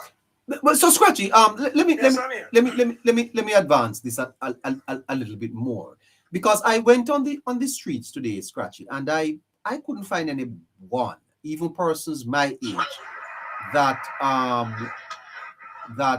could tell me about the subject. You realize how out of touch and out of depth this whole matter of democratic socialism is. As a matter of fact, I don't even know if I will continue to discuss it tomorrow night, because I think Jamaicans would have moved on from it. Yeah, but again, as I said before, neighbor, Jamaicans should have definitely been moved on from this, neighbor. We have definitely seen it in its practice, neighbor. We have definitely seen what it caused. See the destruction that it caused, neighbor. It not only did it cause destruction, neighbor, from a domestic level, neighbor. It also put us in the neighbor in a global, from a global standpoint, neighbor, in a position, neighbor, with superpowers, neighbor, who are not in support of these type of government style. You know, and if you look at where Jamaica is situated, neighbor, globally, neighbor, in the Western Hemisphere, neighbor, you know, going fully democratic socialism, neighbor, is not something, neighbor, that I think, neighbor, a lot of our bilateral and multilateral partners will be happy with, neighbor. You know, a lot of our foreign direct, a lot of our investors, neighbor, you know, who come from overseas, neighbor. I don't think that this is a model that they would like. They don't just buy into a man come and say, we're going to go back to democratic socialism of the 70s. They're going to automatically look to the 70s and remind themselves of what that was like. So, no? So definitely, as I said before, neighbor, Mark Bowling, I expect him, neighbor, to come with some form of flip-flopping towards it, neighbor. I expect him to come with some form of trying to come with some form of clarity towards it, because it is going to create some form of discussion, neighbor, because it is something that a lot of persons, neighbor, in Jamaica, neighbor, still can reminisce on, neighbor, and say that, neighbor, it is as a result of this approach that was taken by the government of the day that has caused my life to not reach its full potential, or has caused my life to suffer from financially. I caused it to suffer in some way, shape, or form. And I think that 70s, neighbor, is not so long ago. You know, a lot of persons, neighbor, can relate back to that time, can remember during that time, neighbor. And history is here to tell us, neighbor, that coming out of the Manley year in the 70s, neighbor, that's when Jamaica, neighbor, started to suffer, neighbor, from the real financial standpoint, because we had to run to IMF. You know, you have to run to IMF. You have to do a lot of things, neighbor. You have to apologize because we were being blacklisted, neighbor, because of the approach, neighbor. We were being targeted because of that type of approach, because superpower like that is in our backyard, neighbor, that were in their backyard, neighbor, the United States of America. They weren't in support of countries, neighbor, that were leaning towards socialism, neighbor. So they kind of put us in a spot. So we have to be very careful, neighbor, what type of rhetoric, what type of message we are sending out there to the international market, neighbor. Because whatever I said, neighbor, by politicians is not only taken domestically, neighbor. The world has expanded, the world has changed, the world has opened up right now. And I believe, neighbor, that some form of international discussion, neighbor, will also be taken towards it. Because if you look at even in America right now, we see that this, neighbor, the Democratic Party has not come out fully in support of it, neighbor.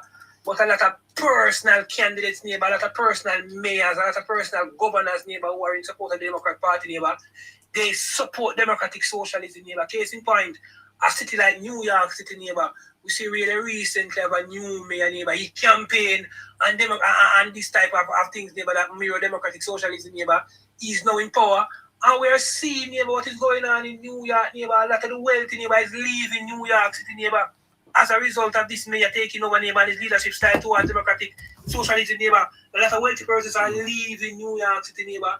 They are trying to go other places, neighbor, because they know, neighbor, that with democratic with democratic socialism, neighbor, persons who consider themselves to be wealthy citizens, neighbor, they know that, neighbor, that they are gonna be the ones, neighbor, who are targeted, neighbor, to a lot of them and to me, neighbor. Unfairly, neighbor, be a large burden, neighbor, whatever social programs that what government plan the government might have in its democratic socialism approach. So we have to be very careful, neighbor. It's not a muzzle, neighbor, where any country in the world that take it on by itself, it work, you know? Persons might be saying, but yeah, Cuba is not democratic socialism, neighbor. Democratic socialism means that there's some form of election, there's some form of, you know, and the Cuba do have election, so Cuba is not a democratic socialism. And I believe, neighbor, as I believe, as you said, or someone on the platform said that D.A. Duncan said that it was like a shadow word, because I think, neighbor, that this thing about, I don't think, neighbor, that there's something, neighbor, that is really called democratic socialism, neighbor. I think it's a phrase, neighbor, that was coined, you know, by persons who support socialism, neighbor, and didn't want it to look like any form of autocratic, neighbor, leadership style. So they try to come and talk about democratic socialism. But I don't buy into democratic socialism, neighbor.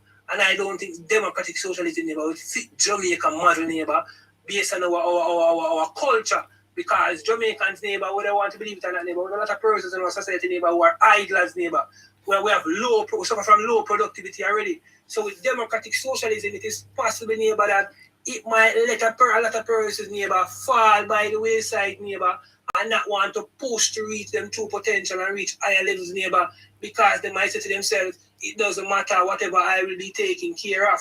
So as I said, neighbor, I support social programs, neighbor.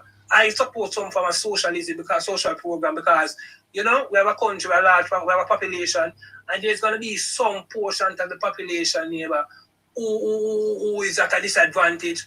And I believe, neighbor, that so yes, if government have the ability to do certain things, government can make certain things. But as I said before, I don't see what the PNP is going to come with, neighbor, because a lot of things that the current Jamaica Labour Party government is doing it mirrors some form of social programs, neighbor. When you talk about the rolling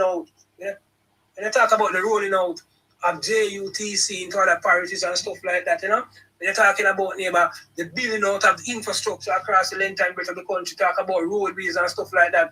Those are things, neighbor, that can lead to, neighbor, advancement, and people, neighbor, moving from point A to point B in a time that can also lead to the push and more driving productivity. So democratic socialism by itself is not the best approach to Jamaica. We are not a financially strong country. We don't have the resources, neighbor, to back it up in terms of getting additional revenue. We're additional revenue because Mark Golding might be saying to himself, neighbor, that he wants to create universal health care in Jamaica, because that's some form of democratic socialism, to have a universal health care system. That's one aspect of it. But where you're going to get the funding from to create a universal healthcare system? Does our current healthcare system have the capacity or can manage a universal healthcare system for all Jamaicans? No, it doesn't, because we still need more clinics, we still need more hospitals, we still need more health workers. So it goes to show you where the funding is going to come from to create that. Look at so it is very difficult, neighbor, for me to see how democratic socialism will fit in the context of where Jamaica is right now. Jamaica is coming from far behind, neighbor, to want to come now and say that democratic socialism, it just can't work, neighbor. I just can't see it work. And I am yet to see a country, neighbor, that practice democratic socialism 100%, neighbor. I don't think that country exists right now. There is some level of capitalism just to some level, neighbor, because capitalism is where the money is, neighbor, and that is what they use to fund whatever social program. America is not a social country. America don't practice democratic socialism, neighbor. But America is one of the largest social programs in the world, neighbor. America's social budget, neighbor, is bigger than a lot of countries' one budget. Yes. Because the government knows that it is a responsibility, neighbor, and when time, and it is in good faith, neighbor, and it is good practice of government, neighbor, that when a country is performing from an economic standpoint, neighbor, when a country is doing good, neighbor, it is in good faith of the government, neighbor, to create some form of assistance or create some form of, to alleviate certain burdens on its citizens, neighbor. As we have seen in a lot of countries, case in point in Jamaica, we have the PART program, you know? We have PART program. PART program is something, neighbor, that the government has expanded to far and more persons. Yes, it needs some little tweeting and it might need little fixing, but it's a farmer social program as well. JUTC, as I said before, is a farmer social program as well. Education in Jamaica, neighbor, is funded by the government in terms of the massive budget the government puts into schools and stuff like that. So that is a farmer social program again. So I don't know what the PNP is going to come with, neighbor. In my closing, I just want to say again, neighbor, that God forbid Jamaicans don't be swayed, don't be misled. If the People's National Party should form government tomorrow, there is no any change in policy, any change in any current program that the government have going on. It is going to cause problem because the government has created an economy that is overlapping it. So when I say the 2026-2027 budget, it's overlapping to the 2027-28 budget. The 2028-2029 budget, it overlapping to the 2029-2030 budget. That is the pilot, that is the type of government, that is the type of, that is the design that this government has crafted, neighbor, specifically, so that government can plan forward, neighbor, on a more positive level. The government planning can be more precise and stuff like that. So democratic socialism, neighbor, again, Mark Gordon is in problem, neighbor. Mark Gordon is just campaigning, and Mark Gordon is just trying to rally the base to make it look like say he's relevant, neighbor, because Mark Gordon understands, neighbor, that the People's National Party, neighbor, they are a set of supporters, neighbor, where they believe, neighbor, that government, neighbor, should give them every single thing that they need. And again, as I said before, my final point, a lot of Jamaicans, neighbor, are displaced as a result of Hurricane Melissa, neighbor. And there are 700,000 Jamaicans who are panicking right now because they are in similar situation like the people in Cooper's Pen, neighbor.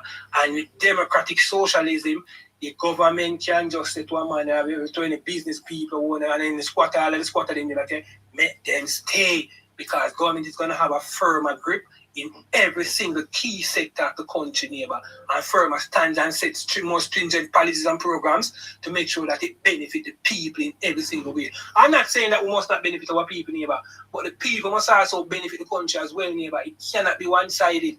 It cannot. And Jamaica is not in any way, shape, or form in a position to practice democratic socialism. It is a burden that we cannot manage. It is a burden that we cannot fund. And I don't know where we're going to get that money from to expand any service to any great level where it is going to have an impact on the country. Well, thank you. I want you to listen to. Yes. I just want to make this final point, neighbor. Go ahead. You know what this creates for the Jamaica Labour Party, neighbor? Creates an opportunity to engage the middle class who were turned off for politics. Because what happened, neighbor, they were kind of sitting on the fence and not going to vote because they don't want to go out there and mix up with the people. Now, if they remember what transpired in the 1970s when they had to take one of those flights, or their parents had to take one of those flights to Miami because of the flirting with the democratic socialism, they are going to want to get engaged. They are going to want to know where their vote is, so that when the day comes, they know exactly where to go and vote for the Jamaica Labour Party.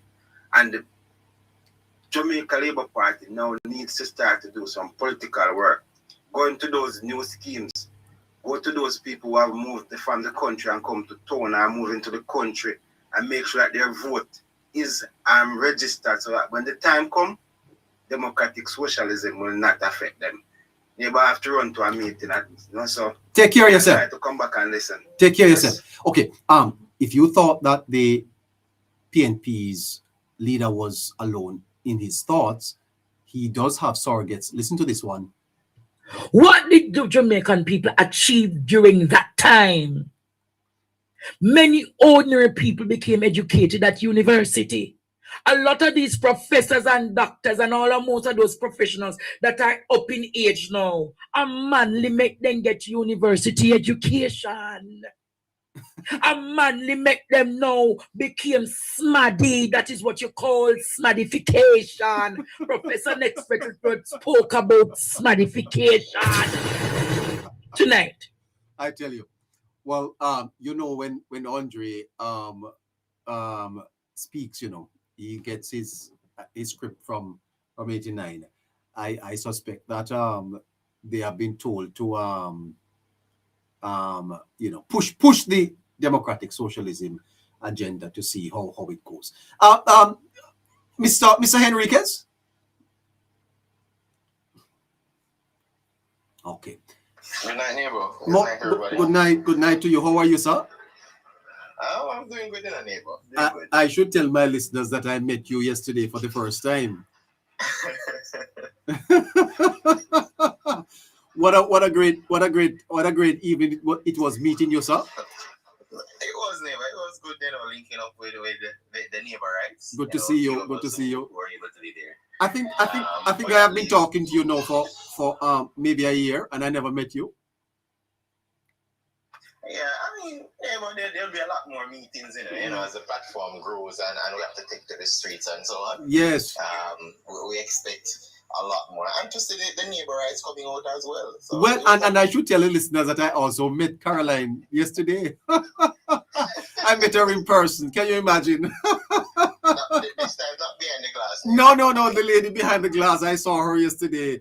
And she looked exactly how she is on that picture, you know. It's just that she was not in a green shirt. Well, next time I'll bring a green shirt. I'll tell her to wear one. Neighbor. For her, yes. Nice lady, Harry.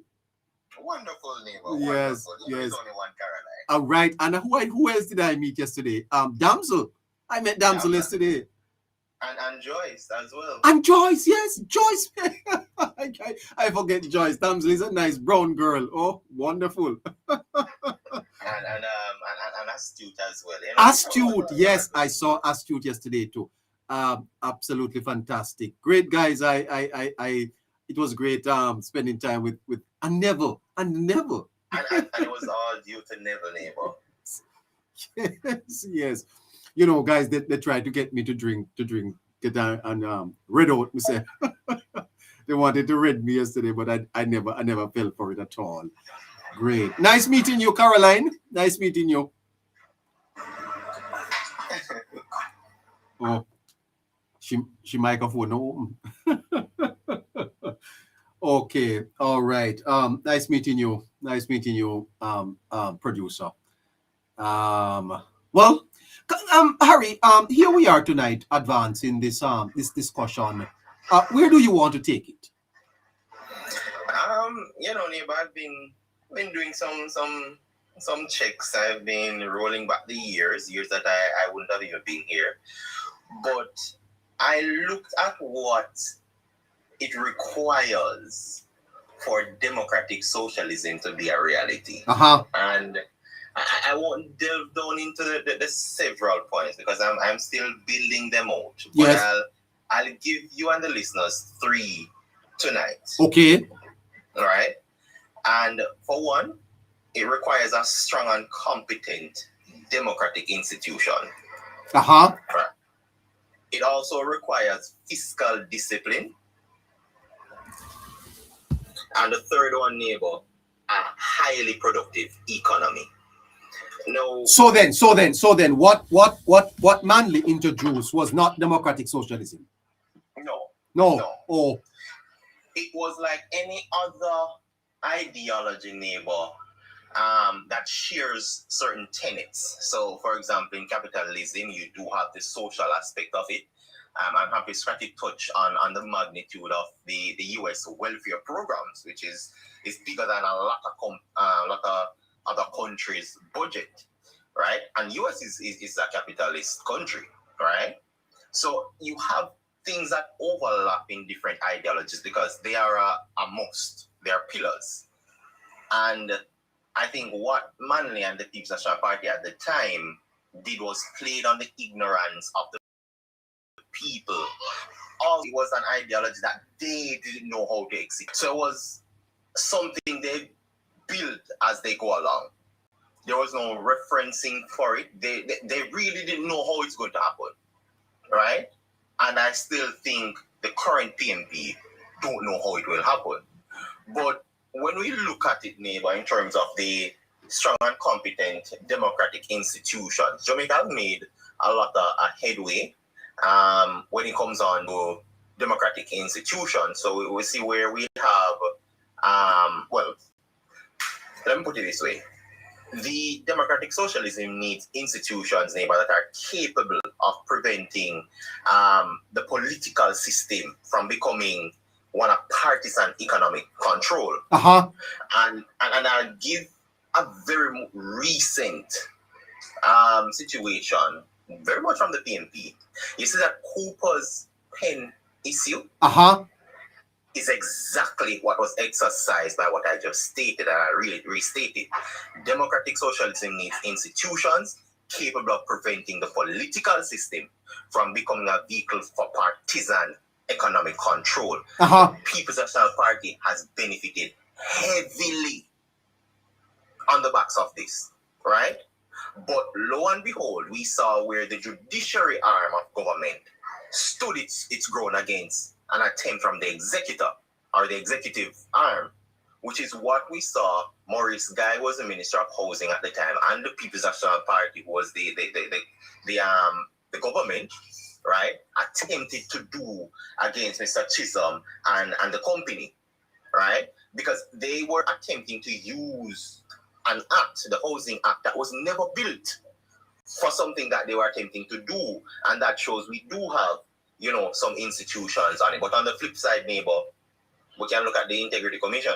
It doesn't have or operate as if it has an independent judiciary. The good thing is that, we have free elections, anti-corruption agencies, how independent they are.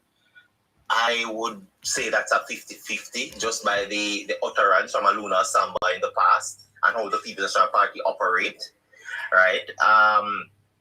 But that in itself encapsulates the whole idea of the conditions required, right? When it comes on to that. But the democratic institutions, neighbor, people will wonder why it matters. Why this specific part matters. It matters because if government controls these things, let me say, state companies, the contracts, employment, housing, and the finance, right? Then political patronage can become extremely powerful, neighbor. We saw how People's National Party gave people certificates. That means nothing. That is useless, right? We saw how that process can be corrupted. And it shows that even being led by the People's National Party, they couldn't achieve this. And this is a key tenet, right? Or one of the pillars in which democratic socialism is or should be built on. People's National Party clearly don't know that, or else they wouldn't have uttered these words, or Mark Golding wouldn't have uttered these words, right? Now, if we look at the fiscal discipline, the People's National Party has no idea what that means. And I'll give examples again, neighbor. Mark Golding said, give each member of parliament $50 million right after the hurricane. That sounds like fiscal discipline. Reckless. The People's National Party said when the Jamaica Labour Party government was paying down the debt aggressively, don't pay down the debt so much. Give out money to people from a welfare standpoint.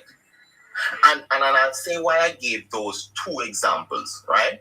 Because a democratic socialist government may want to provide, subsidized education, neighbor, health care, housing, public transportation infrastructure, and agricultural support for, food security.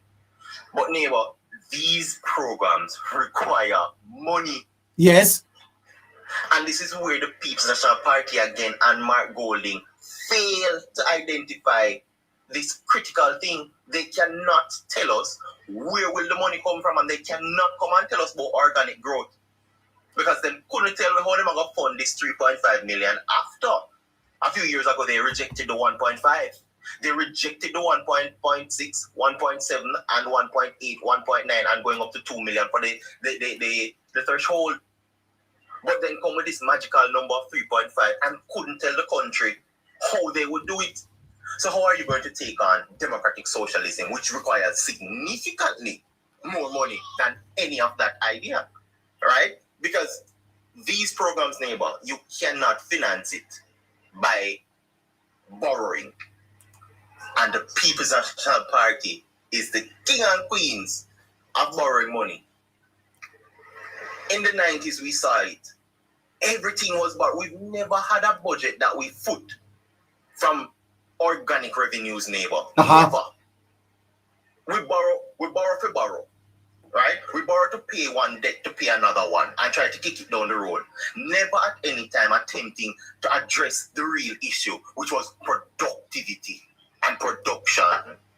Right? And if expenditure should continually exceed revenue, neighbor, then what we're going to have is the likes of higher spending, which means deficits, which means then we borrow, which means debt, and then interest payments, followed by reduced fiscal space. And then what? An economic collapse. That is what we saw in Manley's time, 1972. An economic collapse. It cannot be that you cannot showcase how you'll sustainably achieve permanent revenues. And we got a good idea from the budget from Julian Robinson. What he put forward could not even give us temporary revenues. Right? They don't understand what it takes. Scratchy always say it takes cash to care. The PNP don't do that. They have failed every single period, neighbor, of how to get this country going forward. Remember, I know their organic growth after bashing the government is coming off the growth that this government have made. So how are you going to bash something if you need it to fund your plan and you don't know how to grow it? And democratic socialism that they actually go ahead and speak about it.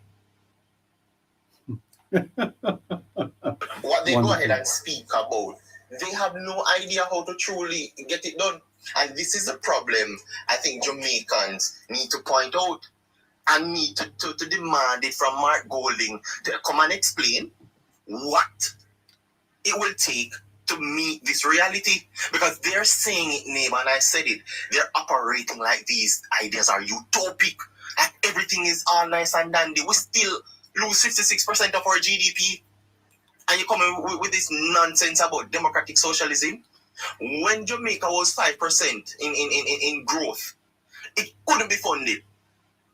Now we've gotten a major hit by no action of this government. In fact, they've done exceptional work in the last decade to be able to withstand a disaster of this magnitude, right?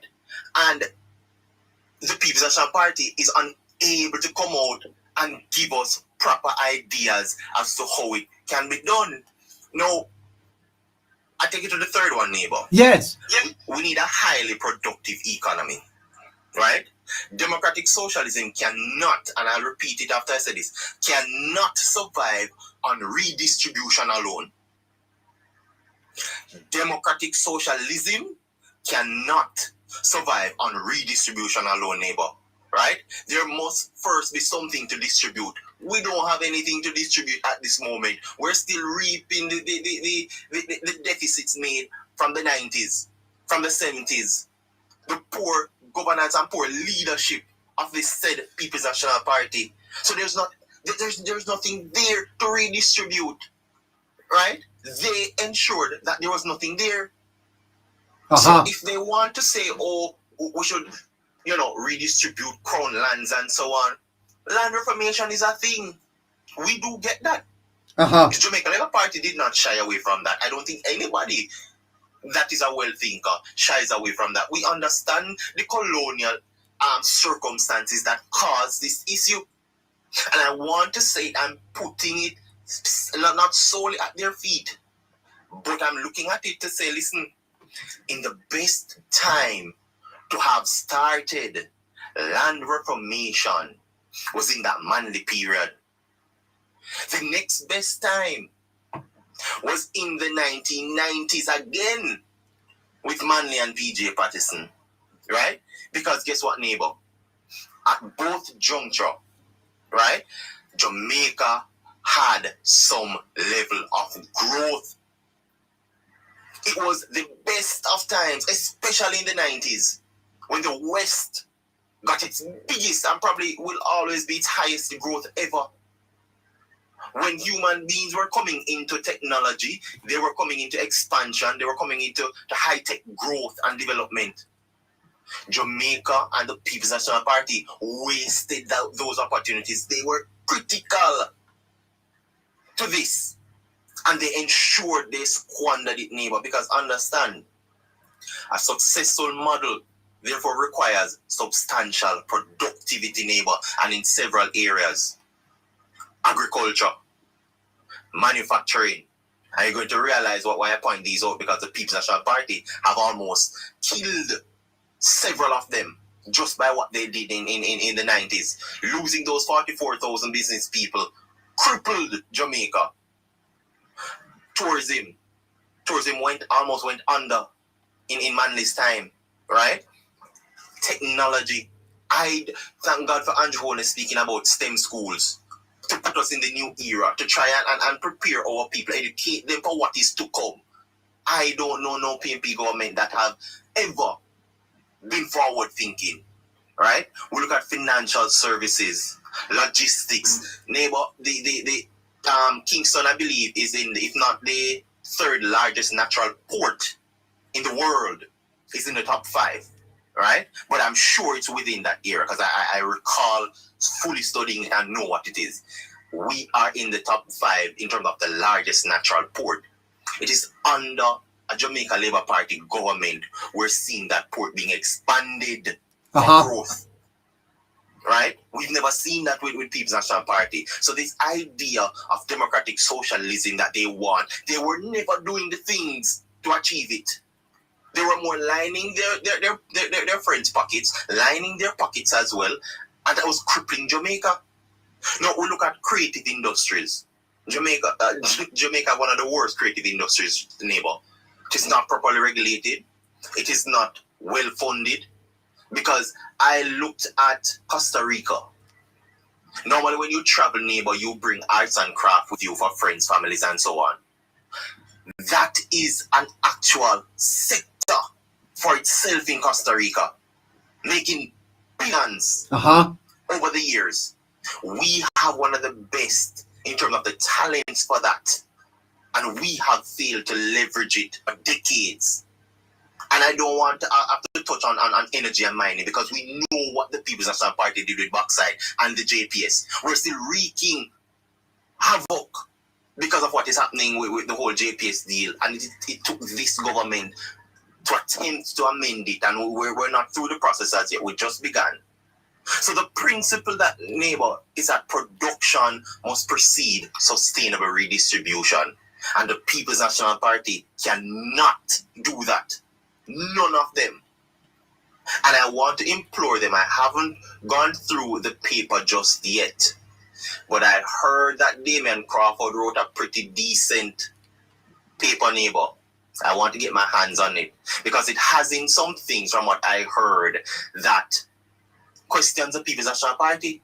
Because if you have somebody who can put these things pen to paper and coin it. You mean Crawford's thing that where he took he spoke about the Cooper's Pen matter? Right, from Cooper's Pen to I don't remember what's it. Oh well, yeah, I have it here. As a matter of fact, I've done some reading on it, and I have written some things on it too. It's a compelling history lesson, but he hasn't sufficiently really stated the whole matter of reparations and governance, and for someone positioning himself for national leadership. I think it deserves some analysis, eh? It definitely does, Nemo. I think it does. And I was going to take it on tonight, but then I said, well, you know, let's go on the democratic socialism. So if you are prepared for that tomorrow, we could look at it. Definitely, Nemo. I'll try and go through it as well. Yeah. Because this whole thing that the People's National Party is pushing, the people needs to know the truth.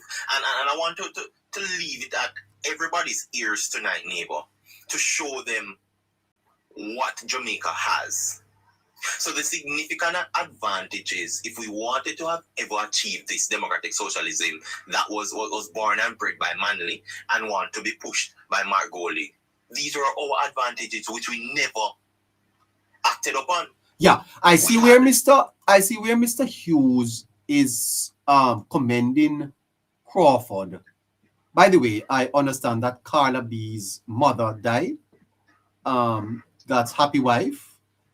Well, condolences, Carla B. Condolences to you and to your family. Oh, I understand that. Yeah, okay. Carla B's mother, happy wife, passed on today. Condolences, happy wife. Happy wife's family and all of them. She was ill.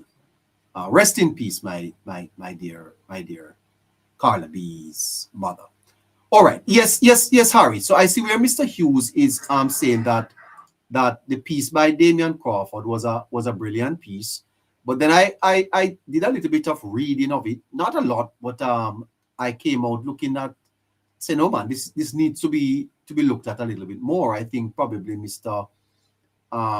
Hughes was a little bit too hasty in commending Mr. Crawford. I'd love if you could read it tomorrow and let us take it on a little bit more. Not you? Yes, Nemo. Yeah. Yeah. Okay.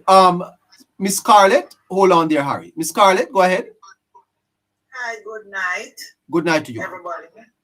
I'm on the programs and I'm jumping from live to live and I'm seeing where people are comparing Ramdani socialism to Jamaica. And the United States is rich. Jamaica isn't. So there's no comparison there. Mm-hmm. And the next thing I want to talk about, I was born in the 60s. Mm-hmm.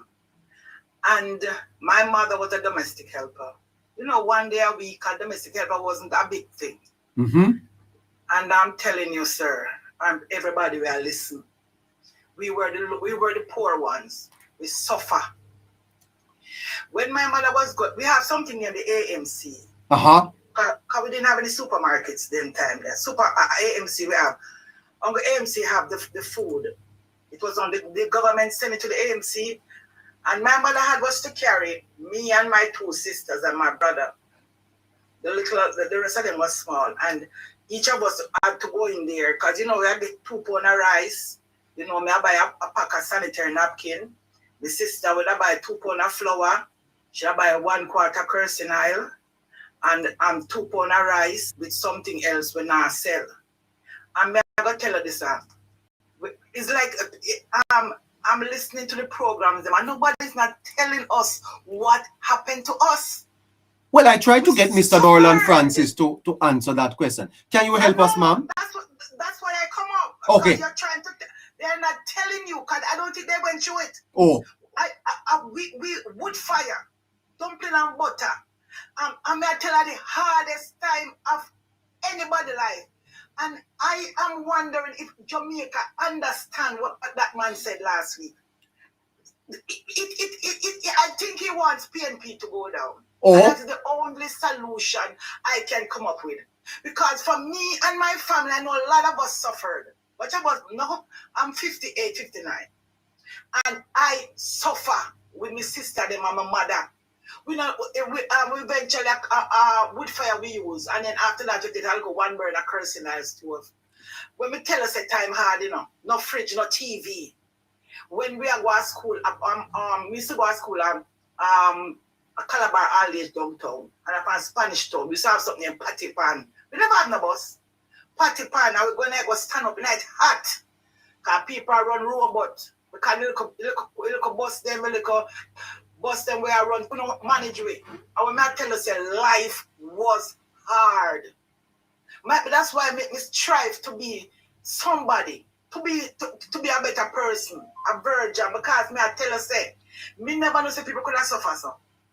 And it was me alone. I mean, I go through the program them and nobody's not talking what happened when we were there. When Michael Manley had do that something they went do. But I tell you say no food. And if you even get something and we don't have no money. And if you even get something, you have to buy something where you don't want. Uh-huh. At the hardest time, it's like it's stuck in my brain. It's like something that your brain can't come out. Each time me I think about it, me I said, mighty God, I wonder if Jamaica people understand what we're not about the middle class people, you know. We are talking about we the one them down there. We never have TV and we never have fridge. And we use wood fire. You know, we look kerosene oil stove. We never have not when Michael Man says sit 5 flights a day, we never know that because we never know when them visa. We never know when them passport and them something. We were, I guess the people never leave. I don't like them because they leave us on the mercy of the man. Him leave us and the people are foreign now, these people in their 70s and 80s. Oh, you left us here. You left us to suffer and God and no not can talk about. And people, they don't have no authority talking because they never suffered. I suffered, my sister, my neighbors, a lot of people I know suffer. That's why we can't stop saying jail people because I imagine them alone. And then, after we got to that sufferation there, and then Siaga won. Mighty God of gracious. I went to hard school of cosmetology. Yes. I was, and when we were going to Heart, I got a bag. I was doing here. I got a bag with every single thing in life you can think of. And we get lunch money, we get bus fare. Heart was for the poor. Oh. You hear me? And the year that PJ win, Mitzi Siaga came to the school and she said, you know, my husband has lost. So she bought a cake and we cry. We cry. Because we got a chance. Because we were from nowhere. People were going hard. When we say go hard, no, the heart wasn't made for these people, you know. Heart was made for the least, for me, like for me, when I have nothing. And PJ come and destroy every single thing we see I look about. Every there's nothing the man that destroy. Because when we left high school, you know, me that work because we could hear this in place. But the money never so nice because hairdressing wasn't that hot. So me jump on a factory in a Spanish town. And me did their work. I don't know say the people that might escape. I mean never understand. Me say factory lockdown. And it was a panty factory out of Greendale. And you know, say, one morning I go to work and the factory door lock. It lock. Nobody not did that. The man down to 5 years of service. When we got check housing trust and all these people, nobody used to pay no money out to nothing. What are you saying to me? No money. When we got housing trust, when we got NIS, nothing nobody used to pay. And when I tell you, say, when factory lockdown, that is when crime went to the top. Because nobody now work. And me couldn't carry up jobs. Because me covered. That was the time when everybody was escaping out of Jamaica and bring up jobs in them belly. Me couldn't do it because me a trembling, my idiot.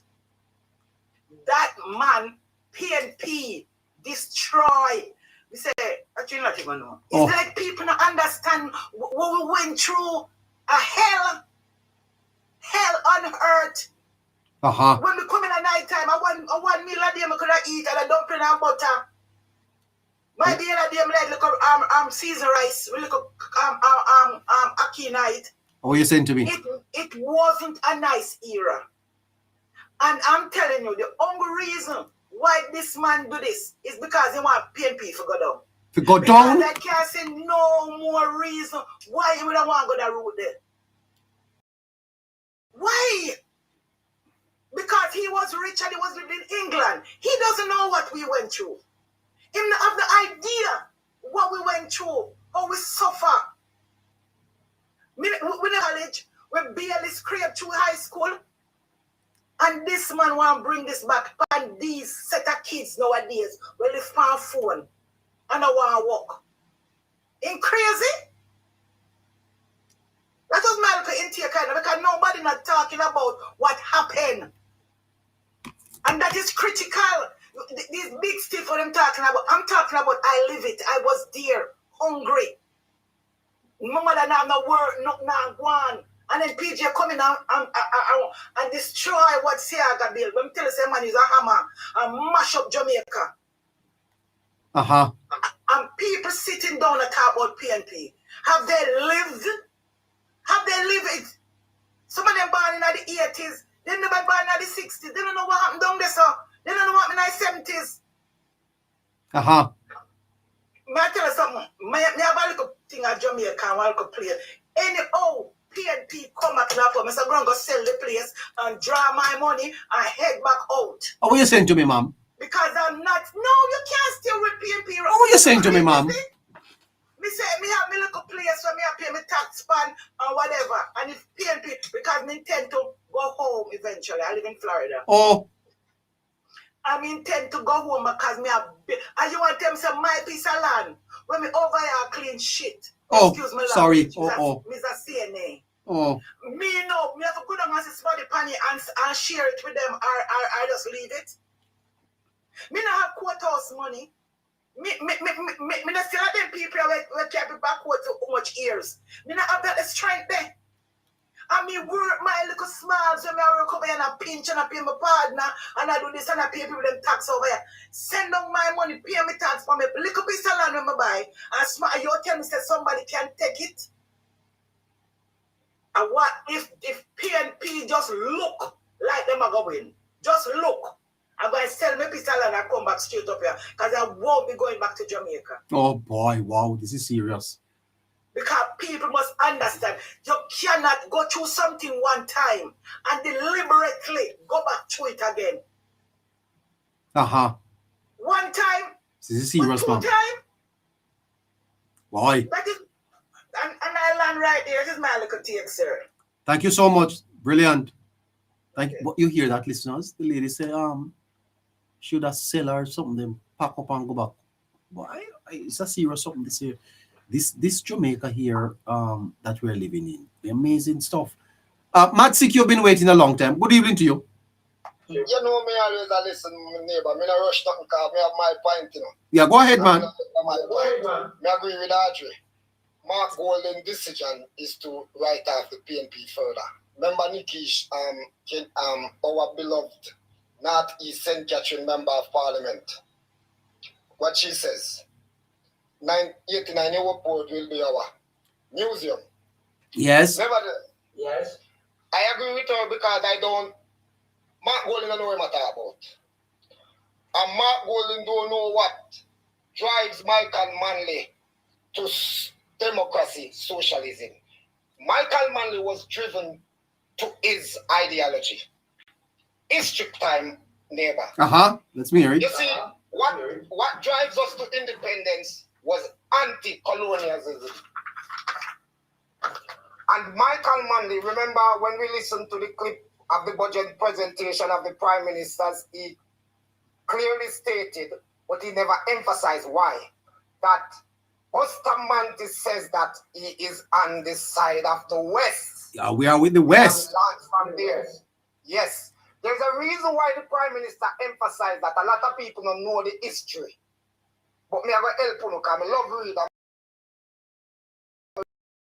read a lot of history and politics and I found and elaborate on when I read. And what happened was this, neighbor. When Norman Manley was the opposition when Buster was Prime Minister, he had the same ideology, but he wasn't able to enforce it because he didn't become the Prime Minister. So when Michael Manley became Prime Minister, he have an anti-colonial, he was an anti-colonial nationalist. But put it that way.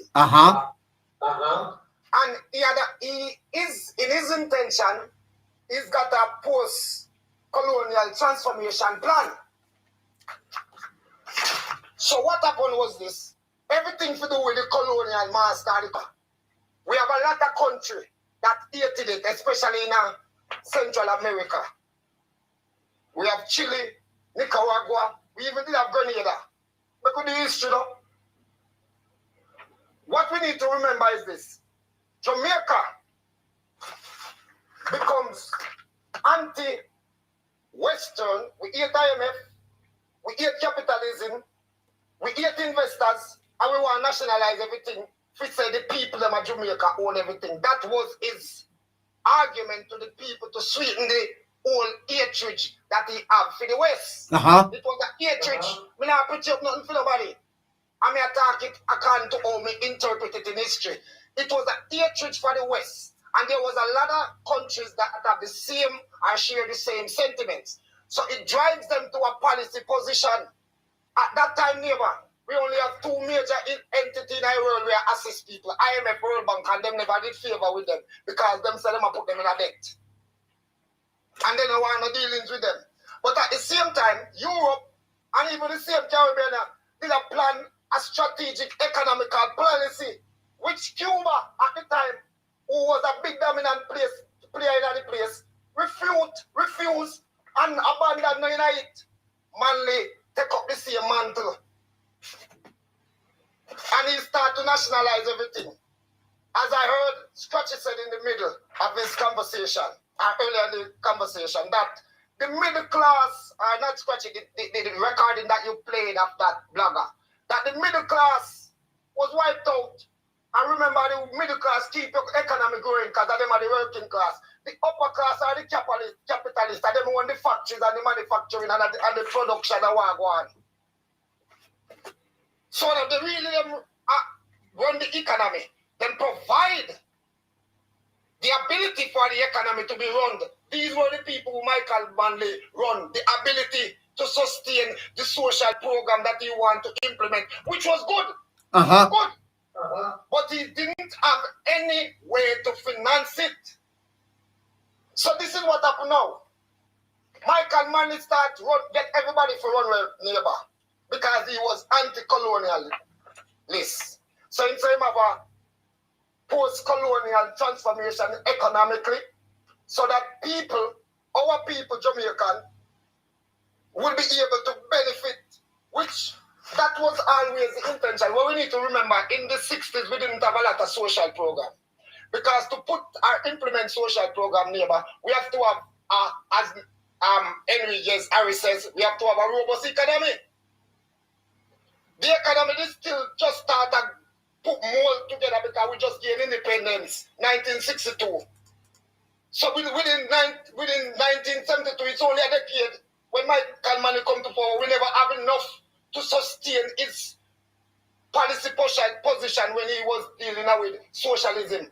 Harry says that to maintain socialism, you have to have capitalism in it. Because you have to have investors to maintain that, of which we are in today. We are in that DNA today, neighbor, with investors coming in so that Andrew can maintain the social program. Difference in governance. So my goal is I want to know. Hold on. In other words, what Manley tried to achieve, you're saying that wholeness is now achieving with the economic development and stability, fiscal monetary policy, pursuing fiscal discipline. You're saying that wholeness is achieving that. That is the situation, neighbor. And I want to tell you why. And if I may go on to say, if the economy begins to grow by say 3, 4, or 5%, the government would be able to do even more. Wonderful, neighbor. I want to tell you this, why that is the situation, that point that you just made. Remember this. What was the first demise? Remember that IMF was engaged in 1977 by Michael Manley, where we have to restructure our debt. Yeah, as a matter of fact, Manley virtually turned the country over to the IMF. Exactly. IMF was running Jamaica. Yeah, that is a fact. And one of the first things that we have to do, remember, we have to devalue our dollar by 30%, neighbor. Well, let me make the point, Justice, because sometimes I say that I don't say everything up here, because I am not even so sure of what my audience is like. I'm not saying I'm disrespecting the audience, but there are some people that listen them are liars. Them are liars. Hold on to your background there for me. Let me make that point here. It's very important. Jamaica got independence in 1962. And under Manley, Jamaica lost that independence. I tell them half-wits, say they can't come up here because they're going to come here, tell people the SYM. So them argue, them half-wit. George called them intellectual midgets. All them will come up here for what SYM. Cost bad word. They can't have a reasonable conversation. Jamaica lost its independence when Manley said that Jamaica was going to stay on its feet. Jamaica actually went back to its knees. All of you young people listening to me. Independence that we got in 1962, we lost it. Not to the colonial masters, but to the multilaterals. No one can challenge that. When the IMF took over Jamaica, because Manley virtually gave Jamaica to the IMF to run. And it's not the first time, Let me tell you something. You hear? Let me tell you something. Uno better. Uno Jamaica out there. Uno better. Stay with the government uno have. And tap farm fool. And uno talk about politics and partisanship and all of that. That is, I don't care about that. I don't care about it. I do not care for partisan politics. Never don't care. What I care about is to see my country going in a direction that I can support. Me no business with partisan politics. Me no partisan. And I support the current programs because I know that these programs are good for my country. That's my position. You can go away with politics. That is what me I talk about. Me not talk about politics. And if the next election come, me I support the government where me think is bringing my country forward. And any day I see that the government that I am supporting is not doing well for my country, I am not supporting them. Because I'm not a partisan. I'm a patriotic Jamaican. And I am telling my Jamaican brothers and sisters that Jamaica got independence in 1962 and lost it again.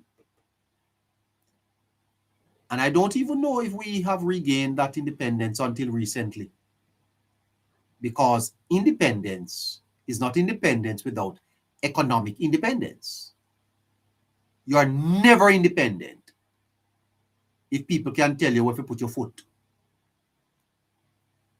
If people can tell you where to put your foot and draw over in a bed, you're not independent. You're independent when you're sleeping in your own bed. And push your own key. And buy your own food. There were farmers in Jamaica, you see, that had to dump milk. You know why? Go and research it for yourself. Why did the farmers dump their milk? Cattle farmers milk them cow and couldn't sell it. Why? They gave the country back to the IMF to run. And you see where Jamaica is today? Mr. Stevens, Mr. Perry, and all of you. You see where Jamaica is today? You don't know history. You don't understand history. You're bloggers and vloggers. I'm not a blogger. I'm not a vlogger. I run a program. And before I come up here at nights, I figure things out. I figure things out. This country is just becoming independent under Andrew Holness. Andrew Holness and the Jamaica Labour Party is bringing independence to Jamaica. The sovereignty of a nation is when it can pay its bills. Because he that pays the piper calls the tune. Okay? So all this nonsense you hear people get up and talk in Jamaica, them don't understand. Nothing. They only talk for them party. Them party must give them one little change in their pocket and them come up on the media and tell lie. Pure bag of lie. Yeah.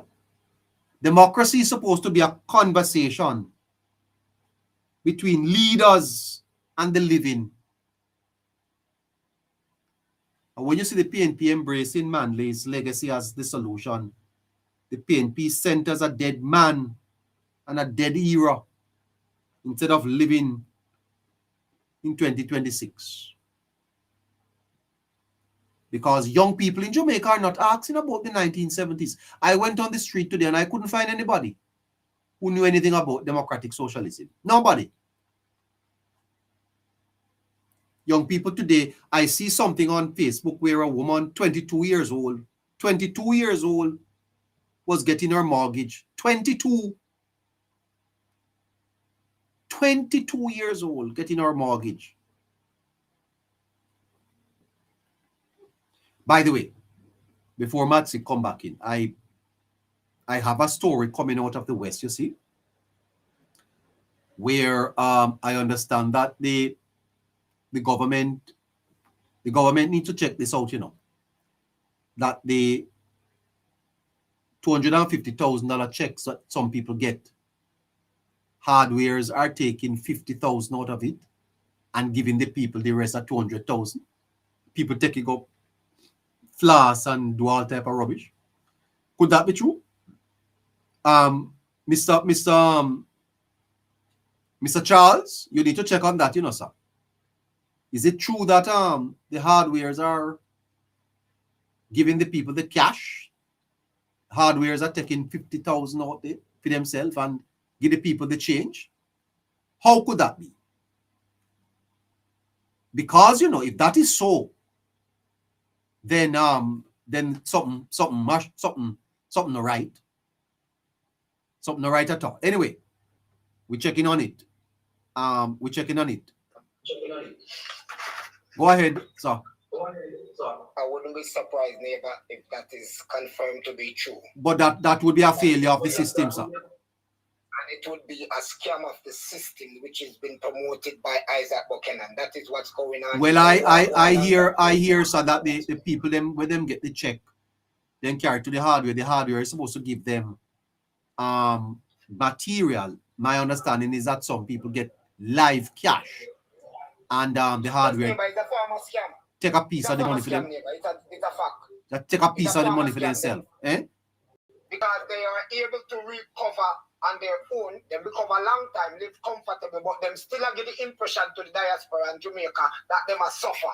PNP help them to do this just like when they are Cooper spend. But we move on. Move on. One of the problem Manley had with the colonial master. Coming to your chops. In consider them as an imperialist. That's it. In the like how them operate. Facts. For Manley, this was a farmer, what you call, you know, political and economical dominance, because of them are dominate the world in a then time. Then we need two people to understand how governance and economy run, neighbor. Yes. Understand how a country grow. A country cannot grow by eating only way it grow. We have to import and export so that we can have a thing named trade. During the time of Manley, we never have a lot of them trade organization. They did fully implement and in effect like how it is today, you know. So he was ignorant, and at the same time, places like Europe and the Pacific Asia who embrace the West, basically neighbor, and make them plan how to grow economy and coordinate together. Whilst those who were anti-colonial and anti-IMF, anti-Western, they basically never have a plan to collaborate economically. Yes. So that is the problem with Michael Manley. And the question we need to realize, where is Mark Golding going with all of these, what you call it now, mishap by Michael Manley? Lack of sight in vision of what is happening and what is to come. Because we did realize that after, in the 70s, in about, 19 years, the Soviet Union collapsed, which was what was the dominant power other than the US, which is the capitalist. So we had to align ourselves with an international partner at the time, and Michael Manley chose to align with the Soviet Union and its policy to be anti-colonial, anti-Western policy, anti-everything to do with the West. That was Michael Manley. It was an 8. So when you know, him put it as a policy position and bring it to the people, to say, the capitalists, them own everything, we don't fear get this. So what I first thing when Michael Manley did, and I want Harry argument to come back to shed light on it, because Harry was so right when he touched back for the Cooper's pen. You never know that him right. Eh? Michael Manley platform of democratic socialism for a Jamaica neighbor. His first inaugurated action on his platform. You know what was that, neighbor? No. Redistribution of state land. Oh. So it's no surprise we have Mark Golding talking about going back to socialism, but he can't explain it because he's mad. Him fool in chaka. Him all over my place. We couldn't even do it better than him. But here we know. What impression do you give the investors that is moving Jamaica forward today when you propose that to them? Them know the demise. When them hear that, them now go give PNP no money to win the election. So Archie was right when him say, he might bring down the PNP and I kill them. Because who are going to invest in them? Who are going to give them money? The business people are not going to do that. Because they're not going to think so that are going to make them profitable. Because no, remember socialism, is to naturalize and nationalize assets of capitalists or the investors and call it state-owned property. Just like what they did, I tried to do Cooper's pen with the man land. I tried to take it away. To call it state-owned property. That's PNP policy. But you know what the problem with them have with socialism, and it cannot be a reality. We've got too much anti-corruption body in Jamaica will never exist in a them time there. We've got too much civil group in a them time that will never exist in a them time there. We've got too much platform in Jamaica now, social media and everything will never exist in a them time there. So that is the reason why we say Mark Golding doesn't know what he is talking about. He's a junkie man and rum. Oh, he on a rum? Manley? Yes, Mom. Could you please give me a minute? Tom has a question for Nabo. Oh, Go ahead, sir.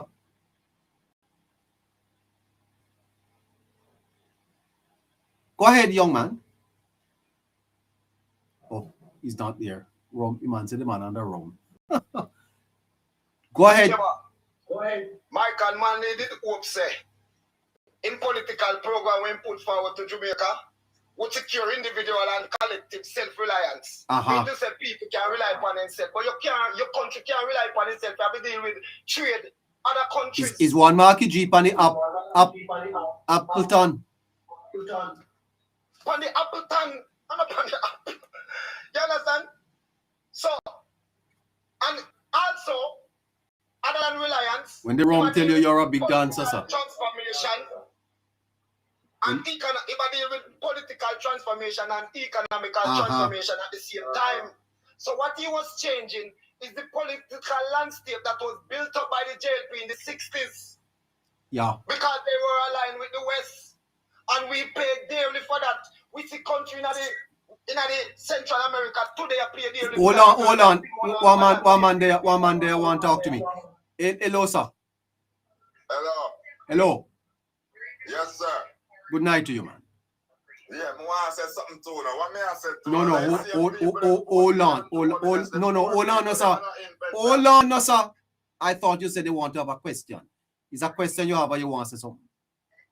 Yeah, may I ask you, say, who voting Andrew Holness in a power? And I see them poor people and the one them where they push them house all over Jamaica. That's the question, sir. 12 o'clock at night when they run around and look vote. He never remember saying go push them them people house. Hold on, sir. Hold on a little bit. Hold on. Mute him there for me. Mute him. Love your truth, man. Mute him now. May hold me to answer you. You know, with the greatest of respect, you know, sir. That is propaganda. That is propaganda, sir. You see? Because first of all, the Prime Minister not pushed down nobody's house. Prime Minister not pushed down nobody's house. And I can tell you this, sir, that I suspect that the people of Cooper Spain voted more for the PNP than they voted for the JLP. I don't know the box count out there, but I suspect that more people in Cooper Spain voted PNP than vote JLP. Now, one of the things I will not engage in on this program is a line of reasoning that is emotive and outside of facts and logic. I don't want anybody come here and talk about Prime Minister push down people's house. Prime Minister not push down nobody's house. All right? So that is, I can't deal with that. Moderator, that is it.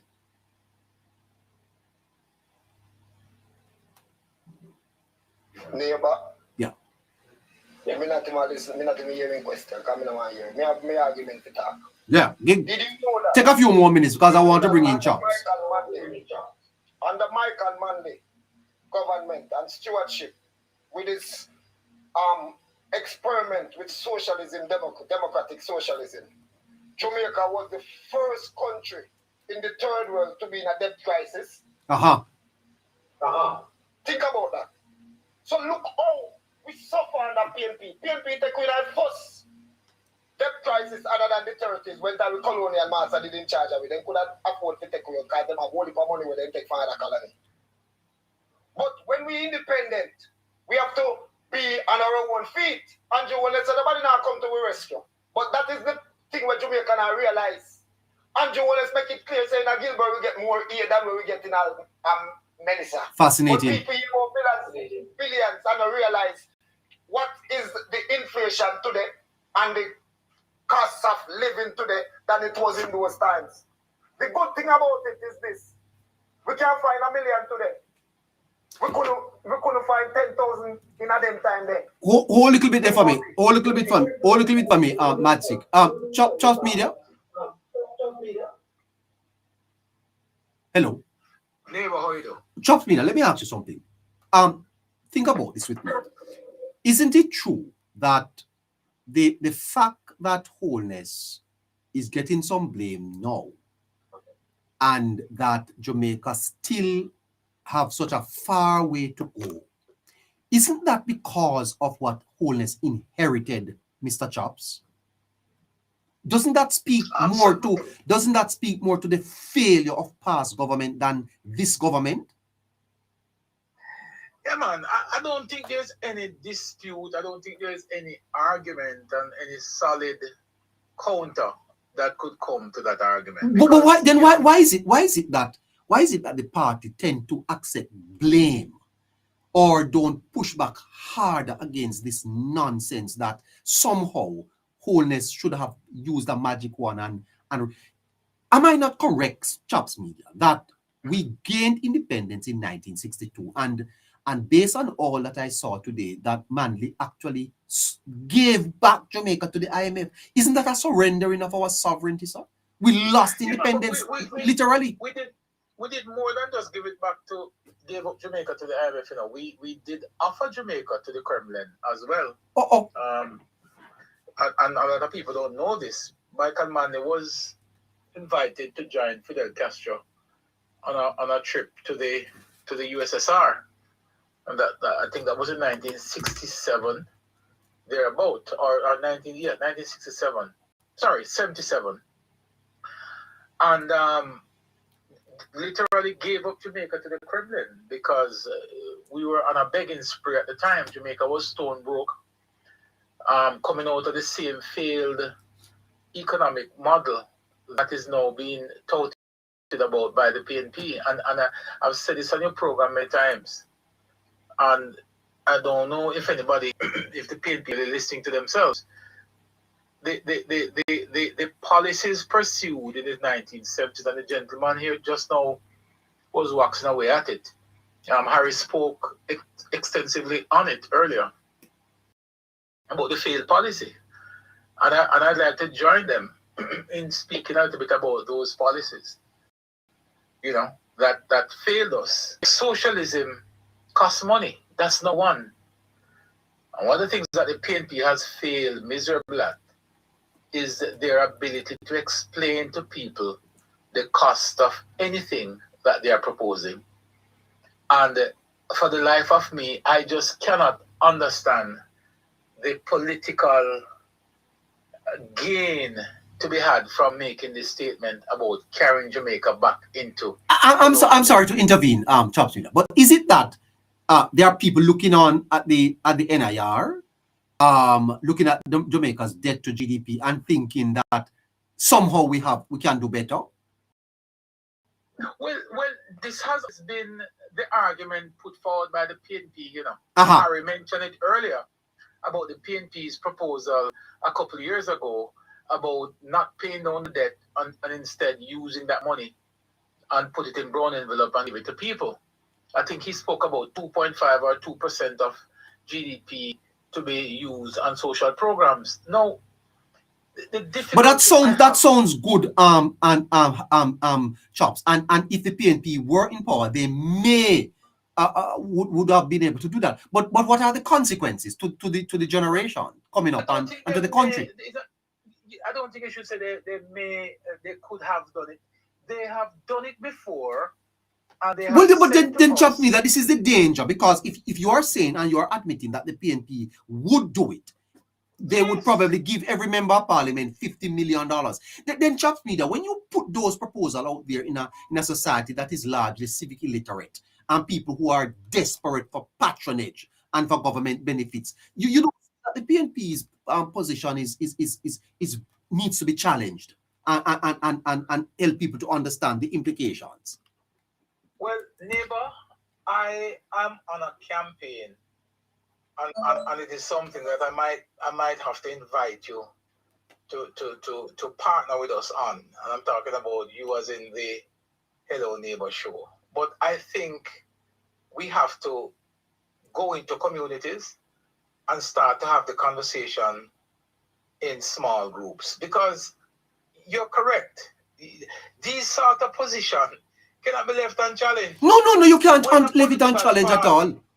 When a political party that has gone down the wicket before, right, play the same shot and is intending on telling you that he's going down the wicket again if he's given a chance at the wicket, he's going to go down the wicket again and make the same shot, then somebody has to explain this to the common man. Somebody have to sit down and explain to the average Jamaican that what Mark Golden is proposing about taking us back into the dark days of democratic ideological experiment. Somebody has to explain it. You know, Chops Media, if the government came out tomorrow morning, you see, and said to Jamaicans, come September, everything free to the parents. You don't pay no bus fare. They are going to take off all of the auxiliary fees and everything. The parents would be happy, you know, in a Chops Media. A lot of them would be very happy, you know. Not true? Yeah. Yes. But then how you pay for it? But that's what I'm saying. Would them? But they wouldn't care. The parents wouldn't care. Responsible government. Huh? If you are a responsible government or a responsible opposition who wants to make those suggestions or have those conversations, then you must have those conversations in an open way. You must say to people that, look, I can do this. Of course I can. I can start divvy out money to everybody. Yeah, you can even print it and give every man 500,000. Print it. Uh-huh. But here's what's gonna happen if we do it. And if you have that conversation with people, right? And people insist that this is what they want, then if I was Prime Minister, I'd walk away. Me too, sir. I'd walk away. You're serious about that? That's true? Because I would not administer that dosage. But I'm saying to the Jamaican people, though, because if you have a government that has led this country before and has experimented on democratic socialism, which did not work, failed miserably, yeah, wiped out the country's economy.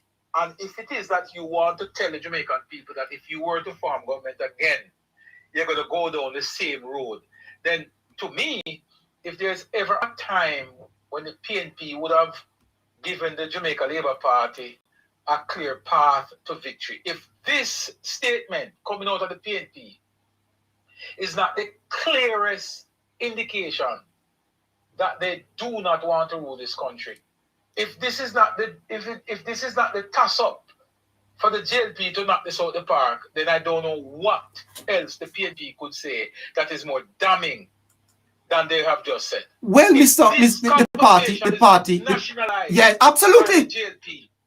If we don't take this particular one and publicize it and put it on billboard and have the conversation, the press conference must be already scheduled to deal with this one. Boy, I tell you, This press conference must be already scheduled and the talking points hashed out and the conversation, and to ride this to the end, because Jamaicans must appreciate that that the PNP is proposing, they have tried it before under Michael Manley, and it equates to the worst period in Jamaica's history.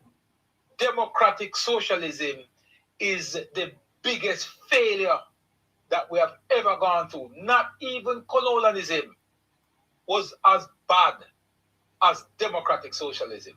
And I'm saying that with all due respect.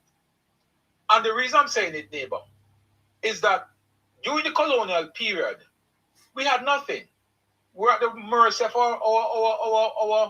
our masters.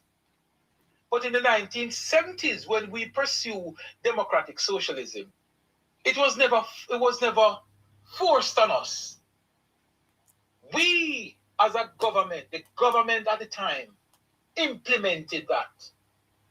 We weren't whipped by some slave masters into democratic socialism.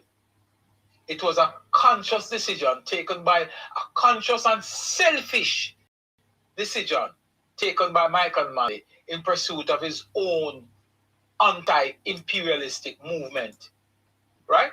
Where he appeals to the global space instead of taking decisions that were in the best interest of Jamaica. Democratic socialism costs money, neighbor. It costs money. Jamaica cannot afford to gamble.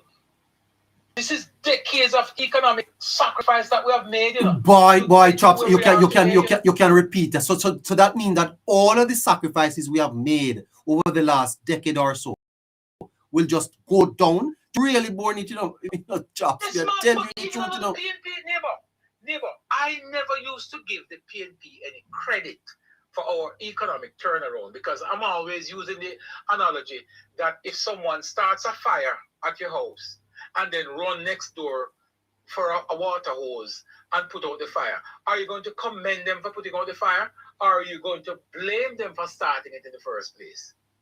Yeah, you get no credit for that. And I'm saying, I never used to give the PNP any credit at all. But the truth is, between 2011 and 2016, when we started the fiscal rules and sort of set the economy on a path for recovery, the PNP took office in 2011, and they continued on that path. Uh-huh. And they continued because they had absolutely no choice. Locked in, yes. They were they were leading in pretty much a stiff jacket during that period. And they had to travel that path. However, they traveled that path. And it was the painful administering of the bitter medicine. Yes. But when you look at that level of achievement during that period now, yeah? And you look back at what they did in the 1990s, and you go back to the 70s, you recognize that I cannot figure in the mind. I can't fathom it. I can't put my finger on the reason, Harry, why an opposition like the People's National Party would have really and truly come out to the people and make such a statement. I cannot figure it out. I don't see the political strategy. I don't see anything. But I'm not surprised either. And I'll tell you why. Because it is the said Mark Golden neighbor who said some time ago that if they were elected in 2025, he said it, if they were elected, he would have undo a lot of, if not all, the policies that the Jamaica Labour Party implemented, because he is of the view that they would not have been elected to continue with the policies of the JLP. So therefore, he's signaling that if elected, he would have rubbished what have been implemented and what has actually brought us out of the verge of collapse. I put something to you. I heard the Prime Minister saying that you see how hard he campaigned in the last election, lost his voice, was out 2 o'clock, 3 o'clock, trying to get votes. He said it's because he knew how important it was for the gains that he fought for not to be eroded. And I wonder how the Prime Minister is feeling tonight, hearing the PNP talking about democratic socialism. You heard the Prime Minister in his recent budget presentation speaking on this matter. And the fact of the matter, chaps, is that I hear a lot of people in the society saying we need it. I wonder how the PM is feeling. I can't tell you exactly how the PM is feeling, but if I were to use my own... how are you feeling? Right, because I tell you what, I have options. Unlike some people, because some don't have a choice but to stay here, exist under Golden. Oh God. Whether we call it fortunately or unfortunately, I have options. I can do what I did when the PNP won in 2011, pack my bags and get out of here, or I can stick it out. No. When I hear, when I took a decision, and I always try to use my own experience, neighbor, to guide my judgment. Yeah, there's no better experience than your own lived experience. When I come to this program and other programs I speak, I don't speak based on what somebody tell me. I speak based on what I have lived. I live under the PNP government. I was born 1973. So I never born last week. I understand the politics from in the 70s coming through the 80s, the 90s until today. So I don't have to go read no book. Nobody have to do no study to tell me. I live it. And I am telling you. A lady came up earlier and she said, if the PNP were to win the election, she would sell a piece of land she have and leave. America is not the nicest place on earth today, because there are some things happening now that is sometimes left a little bit of taste in your mouth. But I can tell you this, I would prefer to live under the circumstances in the United States than to really live under PNP, who would have already said to me that if they were to assume power, this is exactly what they are going to do. They are going to pursue a policy, neighbor, that will bring us back to the period where we were told 5 flights a day, choose one. They are going to take us back to a period where the Manleys would have said, if you, neighbor, have 2 cars, you need to give up 1. Yeah? You're going to bring us back to a period where the people who have 2 houses will have to give up 1. If you have a significant amount of land, you're going to have to allow the persons who squat on it to live for free. Yeah? They're going to utilize government agencies and policies and utilize the Constitution in whatever way, shape, or form to take away what you have and give it to persons who don't have. Yeah. Mr. Chops, Mr. Siaga, in the 1980s, fought this ideology and took a very active approach to the politics to make sure that he rescued Jamaica. You know the history more than I do. How do you think the Labour Party should respond at this time to the posture of the PNP? Because it is not as serious as it was in the 1980s, but you never know where it could go.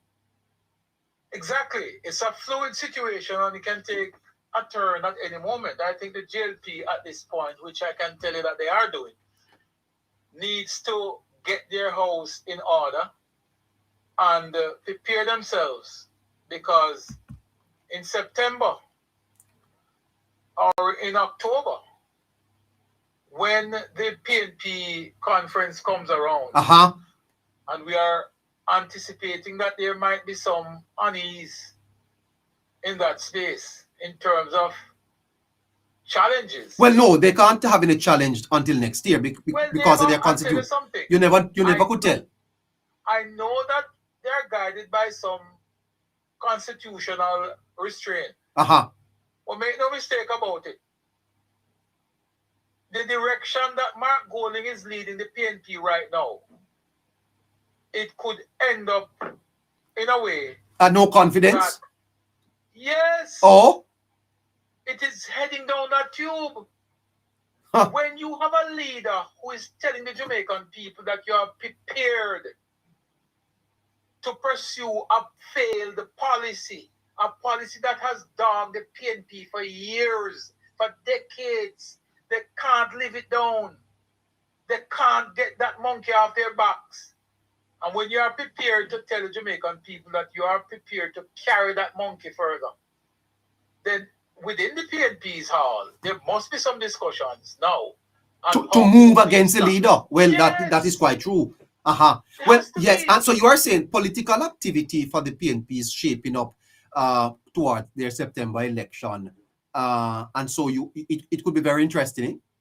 It could be very interesting. And I think that what that does for us, it gives us an opportunity to go to the Jamaican people and to explain to them. Because, neighbor, make no mistake about it. What has been missing from this space is that conversation about what is good for us versus what is bad. The conversation is not happening. No. Yes, there are lots of stuff happening. There are infrastructure projects going on left, right, and center. And to be honest with you, the agencies and the ministries, they are doing a pretty decent job, in telling the Jamaican people what is happening. Everybody, if you live under a rock, you know that in Montego Bay, a world-class perimeter road is being built and is on the verge of opening right now as we speak. I drove on it a couple of days ago and I'm blown away. Why do I get the sense, Chops Media, that Crawford, who is emerging as the likely successor, would be even closer to Manley than Golding?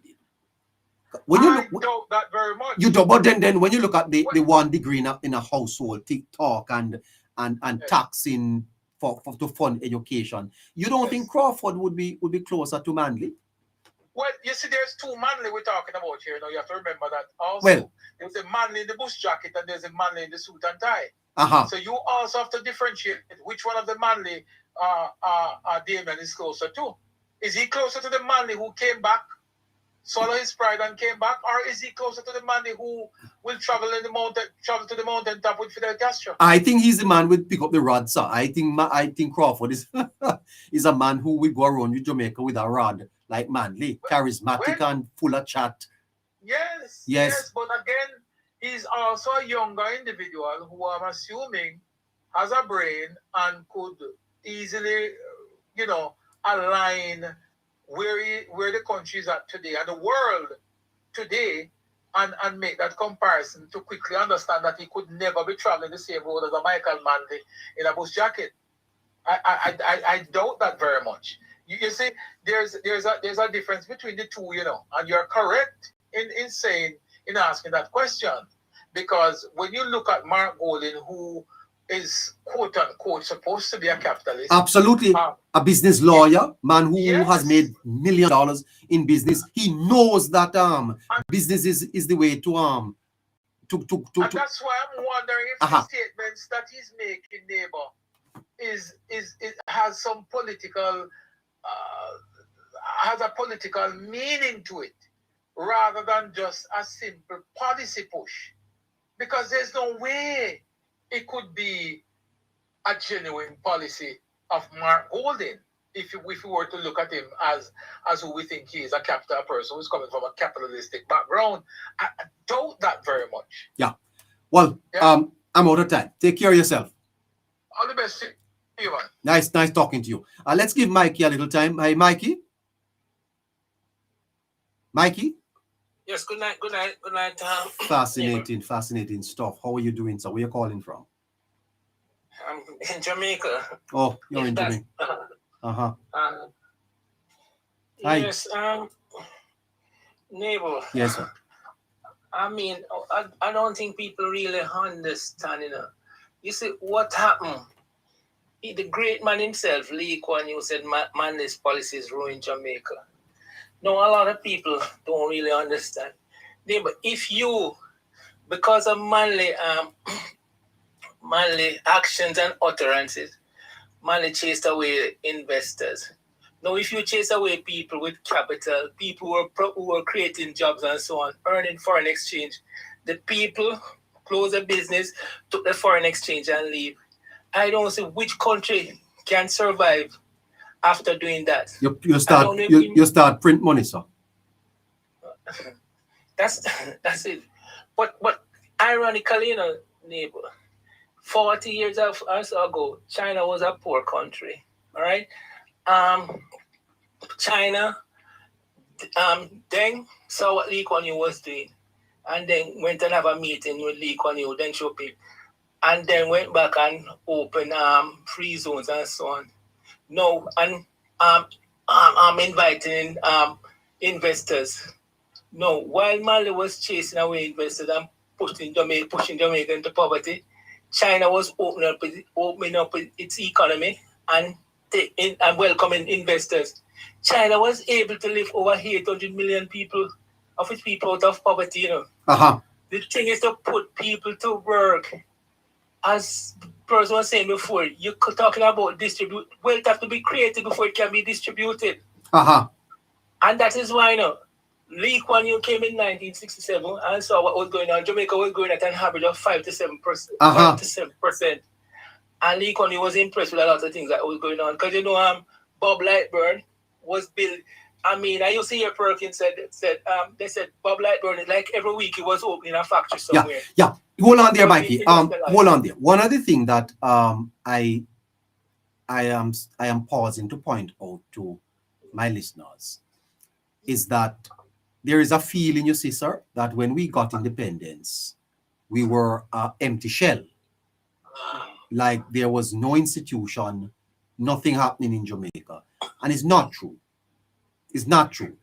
That period of 1960 to that period of the 60s, sir, we had a booming economy, growing economy. You hear me? And it is the 1970s. 1970s, sir. That is why, my brother Mikey, I don't bother with the debate. Because if you read Jamaican history, sir, then you can't walk away with any other conclusion. These are just the facts. That the period of the 1970s and the 1990s were very, very poor periods for Jamaica. they set us back. Yes? And those periods were governed by the People's National Party. I don't know why people just can't accept that and let us move on. Yes, during the 70s, and back again in the 90s, Jamaica lost 40% of its GDP. And there are people who are saying that it's the best period for Jamaica, sir. Oh boy, I know. They don't understand. I mean, when people were fighting for bread, sir, I listen to me. I was growing up in the 1970s, sir. You couldn't get bread. People were fighting to get a loaf of bread. How could we be the best period, sir? What happened, you know?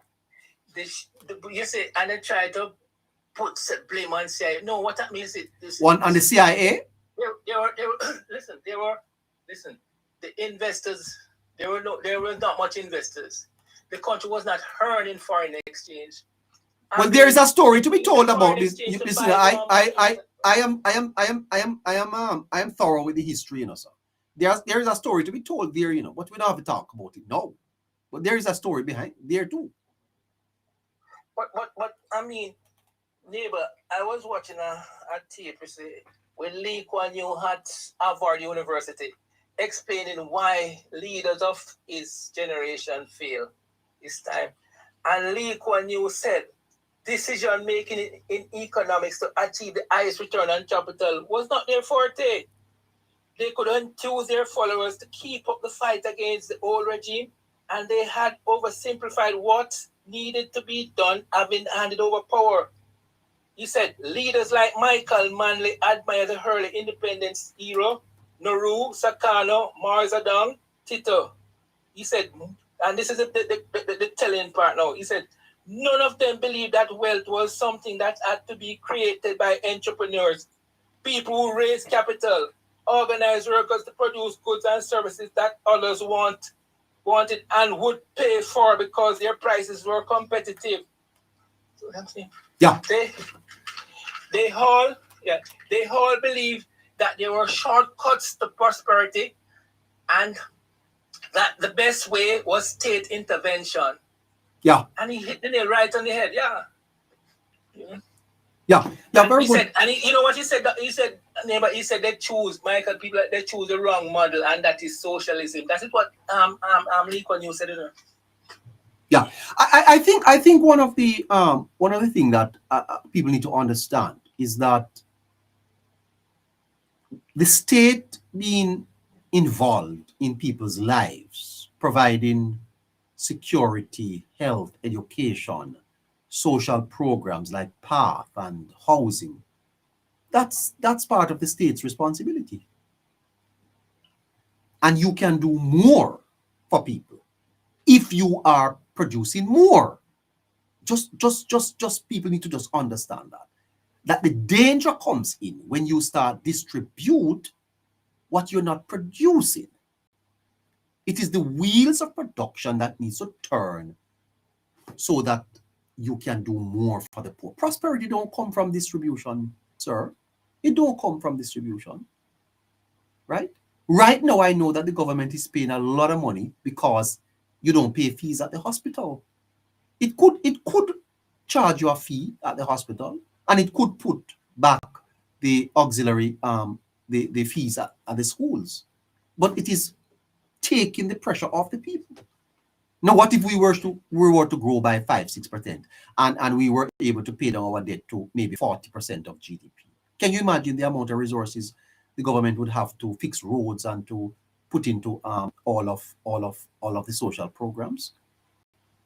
Yeah. Yes, David, because I was reading something the other day.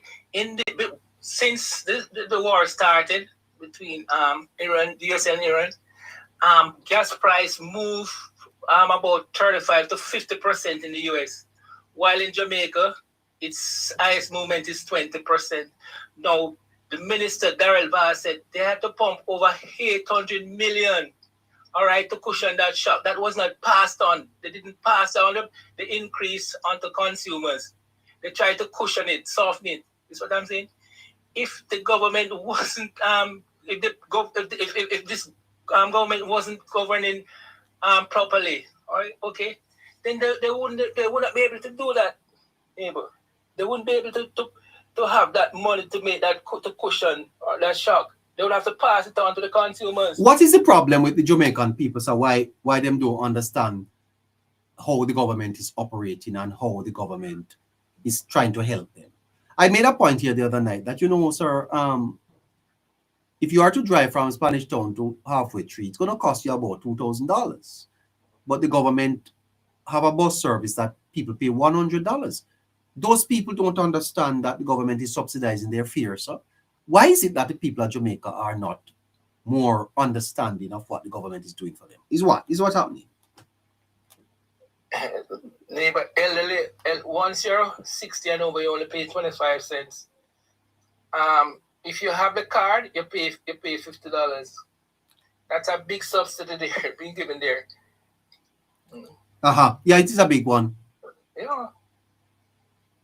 Well, but I tell you, I don't think it's that we are necessarily uninformed. I think we have an idea that somehow it is the government's responsibility. Government must do it. A government, and people don't understand that government earns from taxes and fees and borrowing. How do you think the government get money to do the things it does? But I guess we don't care. Because, sir, we are living in a country that is polarized. And that is a cultural problem, sir. The minds of our Jamaican people have been poisoned to think that the state is responsible for them. That is Michael Manley legacy, neighbor. Wealth has to be created first before it can be distributed. But they think that you can get things. There's nothing for free. Somebody has to pay. Yeah. And they don't. One thing before I go to neighbor, let me just read what Manley said when he came back in 1989. I was looking it up. I wrote it down. This said, I was reading from a paper. He said, Manley last week explained the failures of the 1970s way. I think the truth is that we tried to do too much. We were young. We were inexperienced. We were idealistic. He said he was wrong to allow the country to slide into a state of tension with Jamaica's private sector and with the USA. That, I can assure you, will never happen again, he said. I may think of some new mistakes to make, but I won't make those. Okay. Well, lovely, sir. Margolin is going back to make them. Well, they learn from his mistake. Golin's going there. Yeah, they're going back up to Hero Circle, sir. Thank you so much, sir. Yes, thank you, sir. Good. I'm out of time. Let's go in for the wrap and give member Harry 2 minutes and member Matsik 2. Member Harry? Yes, neighbor, I'm here. 2 minutes to wrap. Well, I just want to say, neighbor, that, and it might be alarming to people, but when I did further checks and looking into all that is happening in the political sphere, what Mark Golding has uttered out of his mouth regarding democratic socialism is not widely supported by his actual PMP. Okay. It is one that is seen where he's desperate and want to hold on to the leadership, because I can give you one such supporting part of it. Remember, Peter Bunting himself says that he doesn't support this. Absolutely. And Mark Golding came into politics because of Peter Bunting. Now, it is also echoed throughout the PNP neighbor that Mark Golding is losing traction. And remember, you have to get that relevance again and to kind of rev up people, you have to go to their heartstring. And for the People's National Party and their cult-like tendencies, that is Manley. He's the closest looking person in terms of skin color to Manley. He's the closest one with any form of colonial background, right? And as such, he's now the party leader. And if him himself can come out and say it, what it does is it lets those persons within the party who believed in this Manley thing, right, to kind of slowly shift over to him, but it is not one that is widely supported by all key stakeholders of the People's National Party. And I think Jamaicans need to identify that and realize it. But more importantly, to ensure that the People's National Party at no point in time can put any spin on these utterances, neighbor, and should hold them accountable, call them out for the crap that they're speaking, right? And elevate the conversation of governance and what it means to have an efficient and effective, worthwhile opposition, because right now we don't have one. Yeah, okay. Thank you so much. Matsik, your 2 minutes. Are you there, Matsik?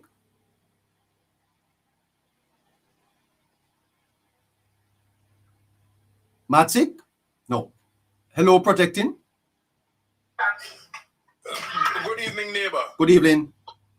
Good evening, Harry. Good evening, Miss Caroline. Good evening. Even though I joined late, I joined the conversation late, but you see, we must not be taking up too much. If I may just go ahead, neighbor, because I know you're soon close off. And good night again, listeners and participators. We must not be too taken up with what Mark Golding said about democratic socialism. You know, Mark Golding has been sounding the ground for quite some time, and he realized that his influence in the PNP is waning quickly. So what Mark Golding did was to draw for something that formed the foundation of the PNP's support, which is democratic socialism. And if you see this person in the chat, chatting away by the name of Rev, same name, something of the sort, this idea formed the basis of the People's National Party's foundational support. So all Mark Golding do, he just drew for it. He knew from the outset that there would be a political backlash. But him draw it anyway because he's fighting for his own life in the PNP. Mark Golding takes power. Mark Golding is not an astute, confident man, you know, in real life. But he was flung into the position of power, and him get a taste of power, and him now lose a taste there. You ever eat one East Indian mango neighbor, and a three of them you eat when you reach the last one, and you have to go eat on black, you know, and you kind of feel a little bit funny because the taste, the East Indian taste now come out of your mouth because it's the next mango you're going to eat.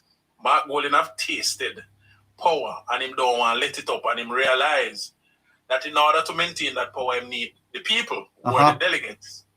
So him not really want to let go of it. So him draw for something now that was very popular in the 70s and is still somewhat popular among the comrades. But the difference is this time it's not going to work. You see, neighbor, we have a Jamaica now where it took 54 years for 290,000 people to own a motor car in a Jamaica. 54 years. In 10 years, you have over 700,000 people, new people owning a motor car in a Jamaica. When I was growing up, if one man returned from England when he go up and Windrush, if some old returning resident from the United States or some big man who did a build one house long time, if one of them a build one house or start one house, no house na build. Nowadays a 22-year-old, 35-year-old and 25-year-old buy house in Jamaica. Which youngster who can now afford that kind of lifestyle is going to make PNP come tell them, say, you have 3 rooms in your house, you have to go give it 2 to your neighbor and just take 1. That's what socialism is. But hold on. It is the same generation protecting that scamming is attractive to them. Yes, but so why if scamming is attractive to them, why would they not be attractive to a concept where they earn or get without working? It's the same thing. Scamming in itself will have to be discussed in a particular context. Because if we talk But I hear Mr. Vega saying people are eyeing your land and eyeing your property and all of that. Yes. It is the generation that have not been brought up to value work. All right, here's what is happening now, neighbor. The flip side of what became is now happening. So let us put scamming in context. The scamming god who brought scamming to Jamaica is a PNP activist that used to use the scamming money mind the party in Western Jamaica. Okay? So scamming mushroomed in an environment where the PNP created lack. And because lack was created, then you have to go use some little nefarious means to make money. And that's how scamming mushroomed. Now, it benefited the PNP, the scamming, until it could not work for them anymore. Then a certain person was gotten rid of. Now, what is happening in Jamaica now is the target is on the scammers' back, are those who are even considering. There are still considerable amount of people participating in this. But what you're realizing now is that they might get catch. So I have heard with my own 2 years, people who did are friends with people who involved say, oh, I'm not link with them man no more, you know, because boy, right now I target them on them on the back. So when they come, everybody them a scrape up. So yes, it was created because of a particular system and structure that existed in our society. But now I strongly believe that there's a reduction of such activity because now there is this notion out there among that world that it is really not paying. Them a go all and a people bed go take them out. Them a show up at some people yard and them not even, did I even imagine that they would have found them out. So the more this kind of targeting approach is taken against these criminal activities, then the people are realizing that it doesn't pay anymore to participate in them. It will take some more time, but just like it took 18 years and 7 months to get to this point, it is probably going to take another 5 years after 2030 to have it reduced to a significant level. So I am not even too focused on that because, as I said, it has to be discussed in a particular context to make it make sense. On the bigger picture, I don't believe that the 700,000 new registered motor cars in Jamaica are scammers. I don't think so. When you drive past in the traffic a morning time, whether Paul Mandela or one of them places there, a majority females you see in them car a drive go to government job. More women are able to afford a certain kind of lifestyle and a certain kind of convenience under Andrew Holden. And you are saying that these people will reject any notion they will, because I believe the age group, the demographic now that is prospering under this economy are the demographic who have some understanding of what Manley was doing in the 70s that didn't benefit us, but also they still have their grandparents and some of them their parents who can share, who can remind them that, you remember when me da fi Senegal shop go buy saltfish and you come home with stay free, you know? So they have that close connection with that reality. So when it is mentioned now, it is going to echo hollow. But I believe strongly that Mark Golden really put it out there for the comrades, because only PNP left in Jamaica who believes that they must take people things. And that is the reality that we face today. Now, again, Damien Crawford released a piece. I read a part of it, not in its entirety, but I listened today while Cliff Hughes was talking about it. And let me tell you something. There is no PNP who can have a discussion in an attempt to escape their own responsibility as a comrade to where Jamaica is today. None. Because even the policies that Damien Crawford exposed from time to time is all about freeness. So I want to know, all right, again, and you know my hang up when it comes on to how we communicate.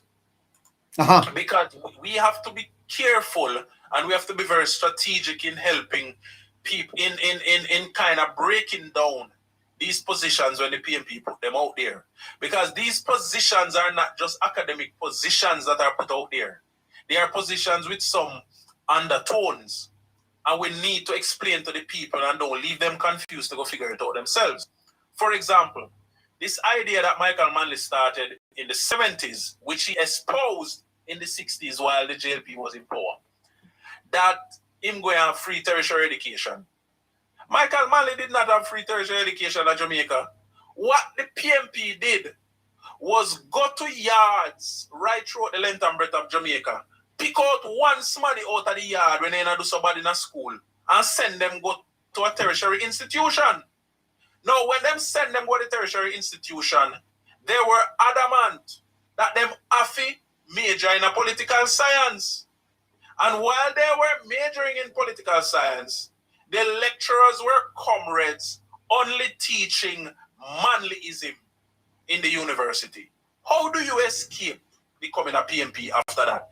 And then they expect these people now, when them done, to go back to these communities which are enclaves and to influence the political views in these communities. It is a strategy. It is a strategy.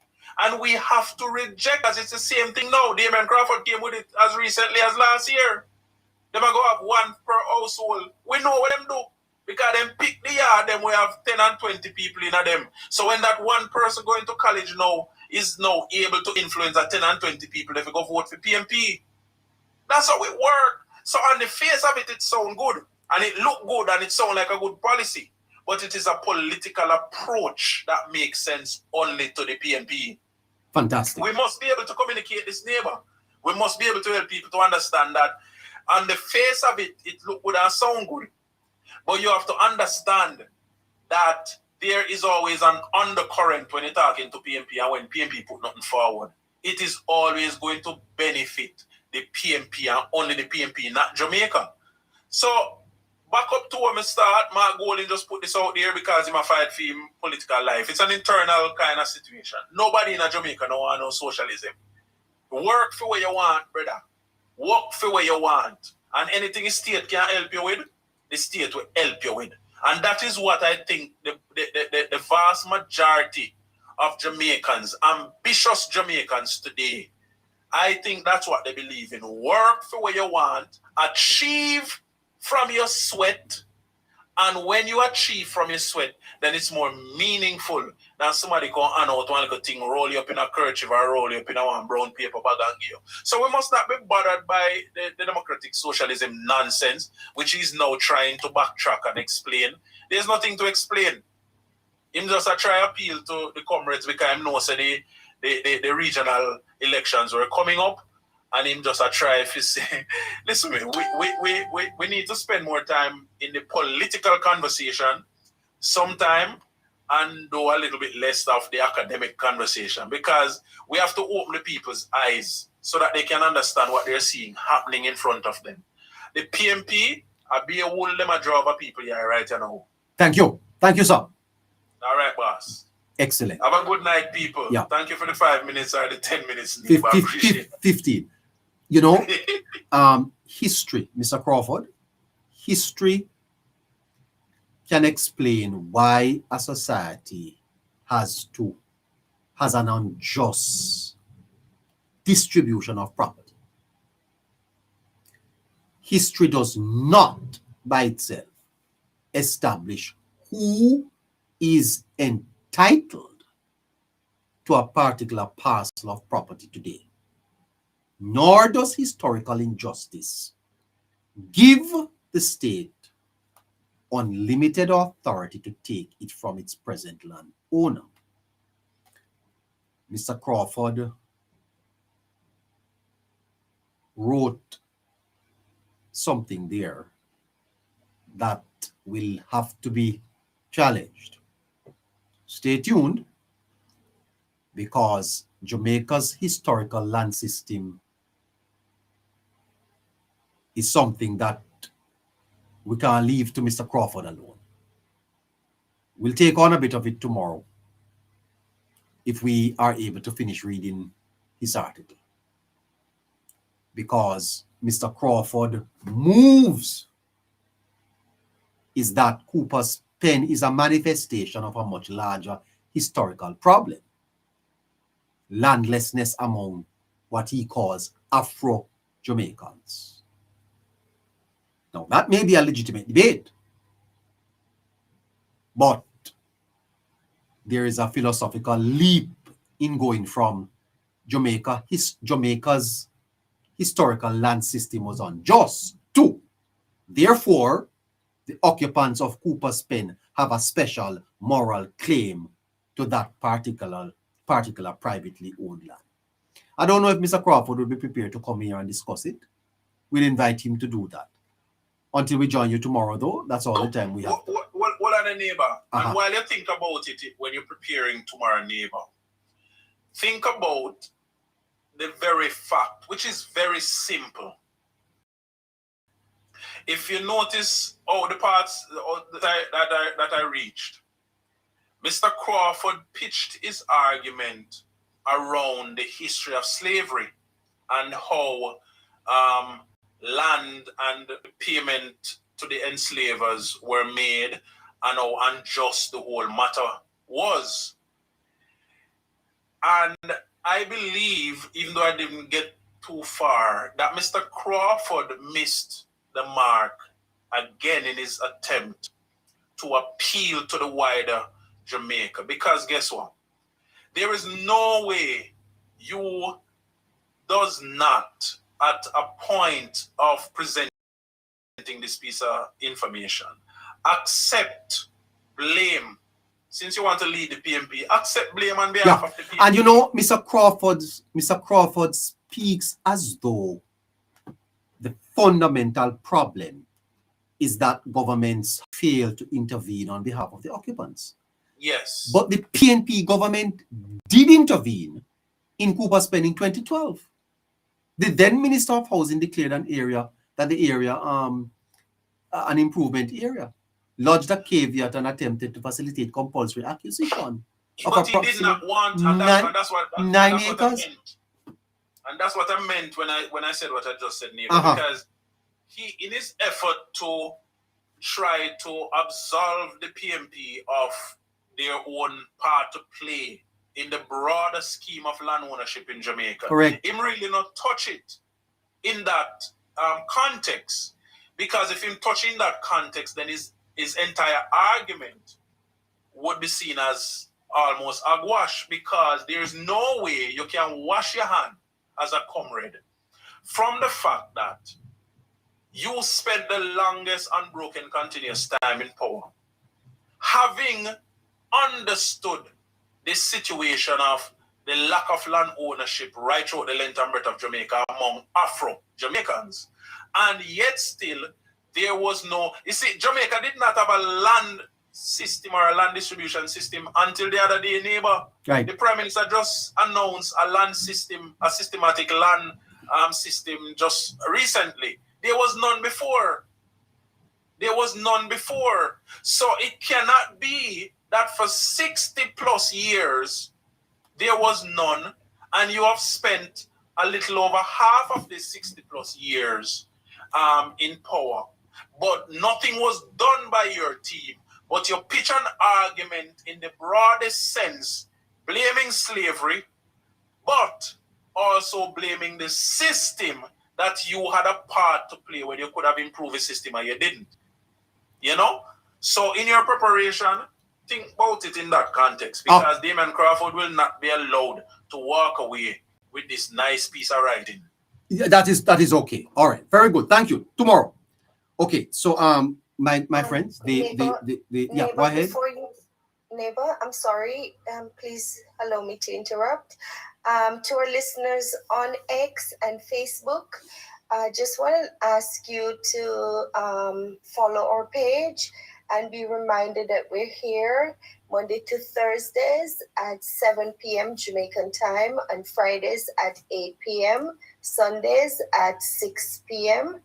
And for our listeners on X and TikTok, you can find the full recording of the show on our YouTube channel at Politics Matter JA. All right, asking you to go over and listen to it among the others we have there and to subscribe to our channel. Thank you and have a good night. Thank you too, moderator. Thank you too. Okay, so YouTube, until we join you tomorrow, take care of yourselves and please watch the channel, follow the channel, subscribe to the channel, like the channel, and please, when you see the ads, do not skip them. Watch them out for us here. Take care of yourself. We'll catch you tomorrow. Bye-bye.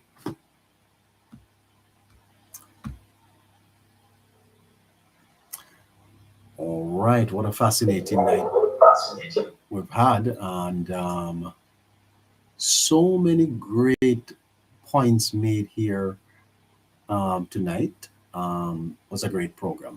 Thank you so much. Okay, YouTube, bye-bye. TikTok,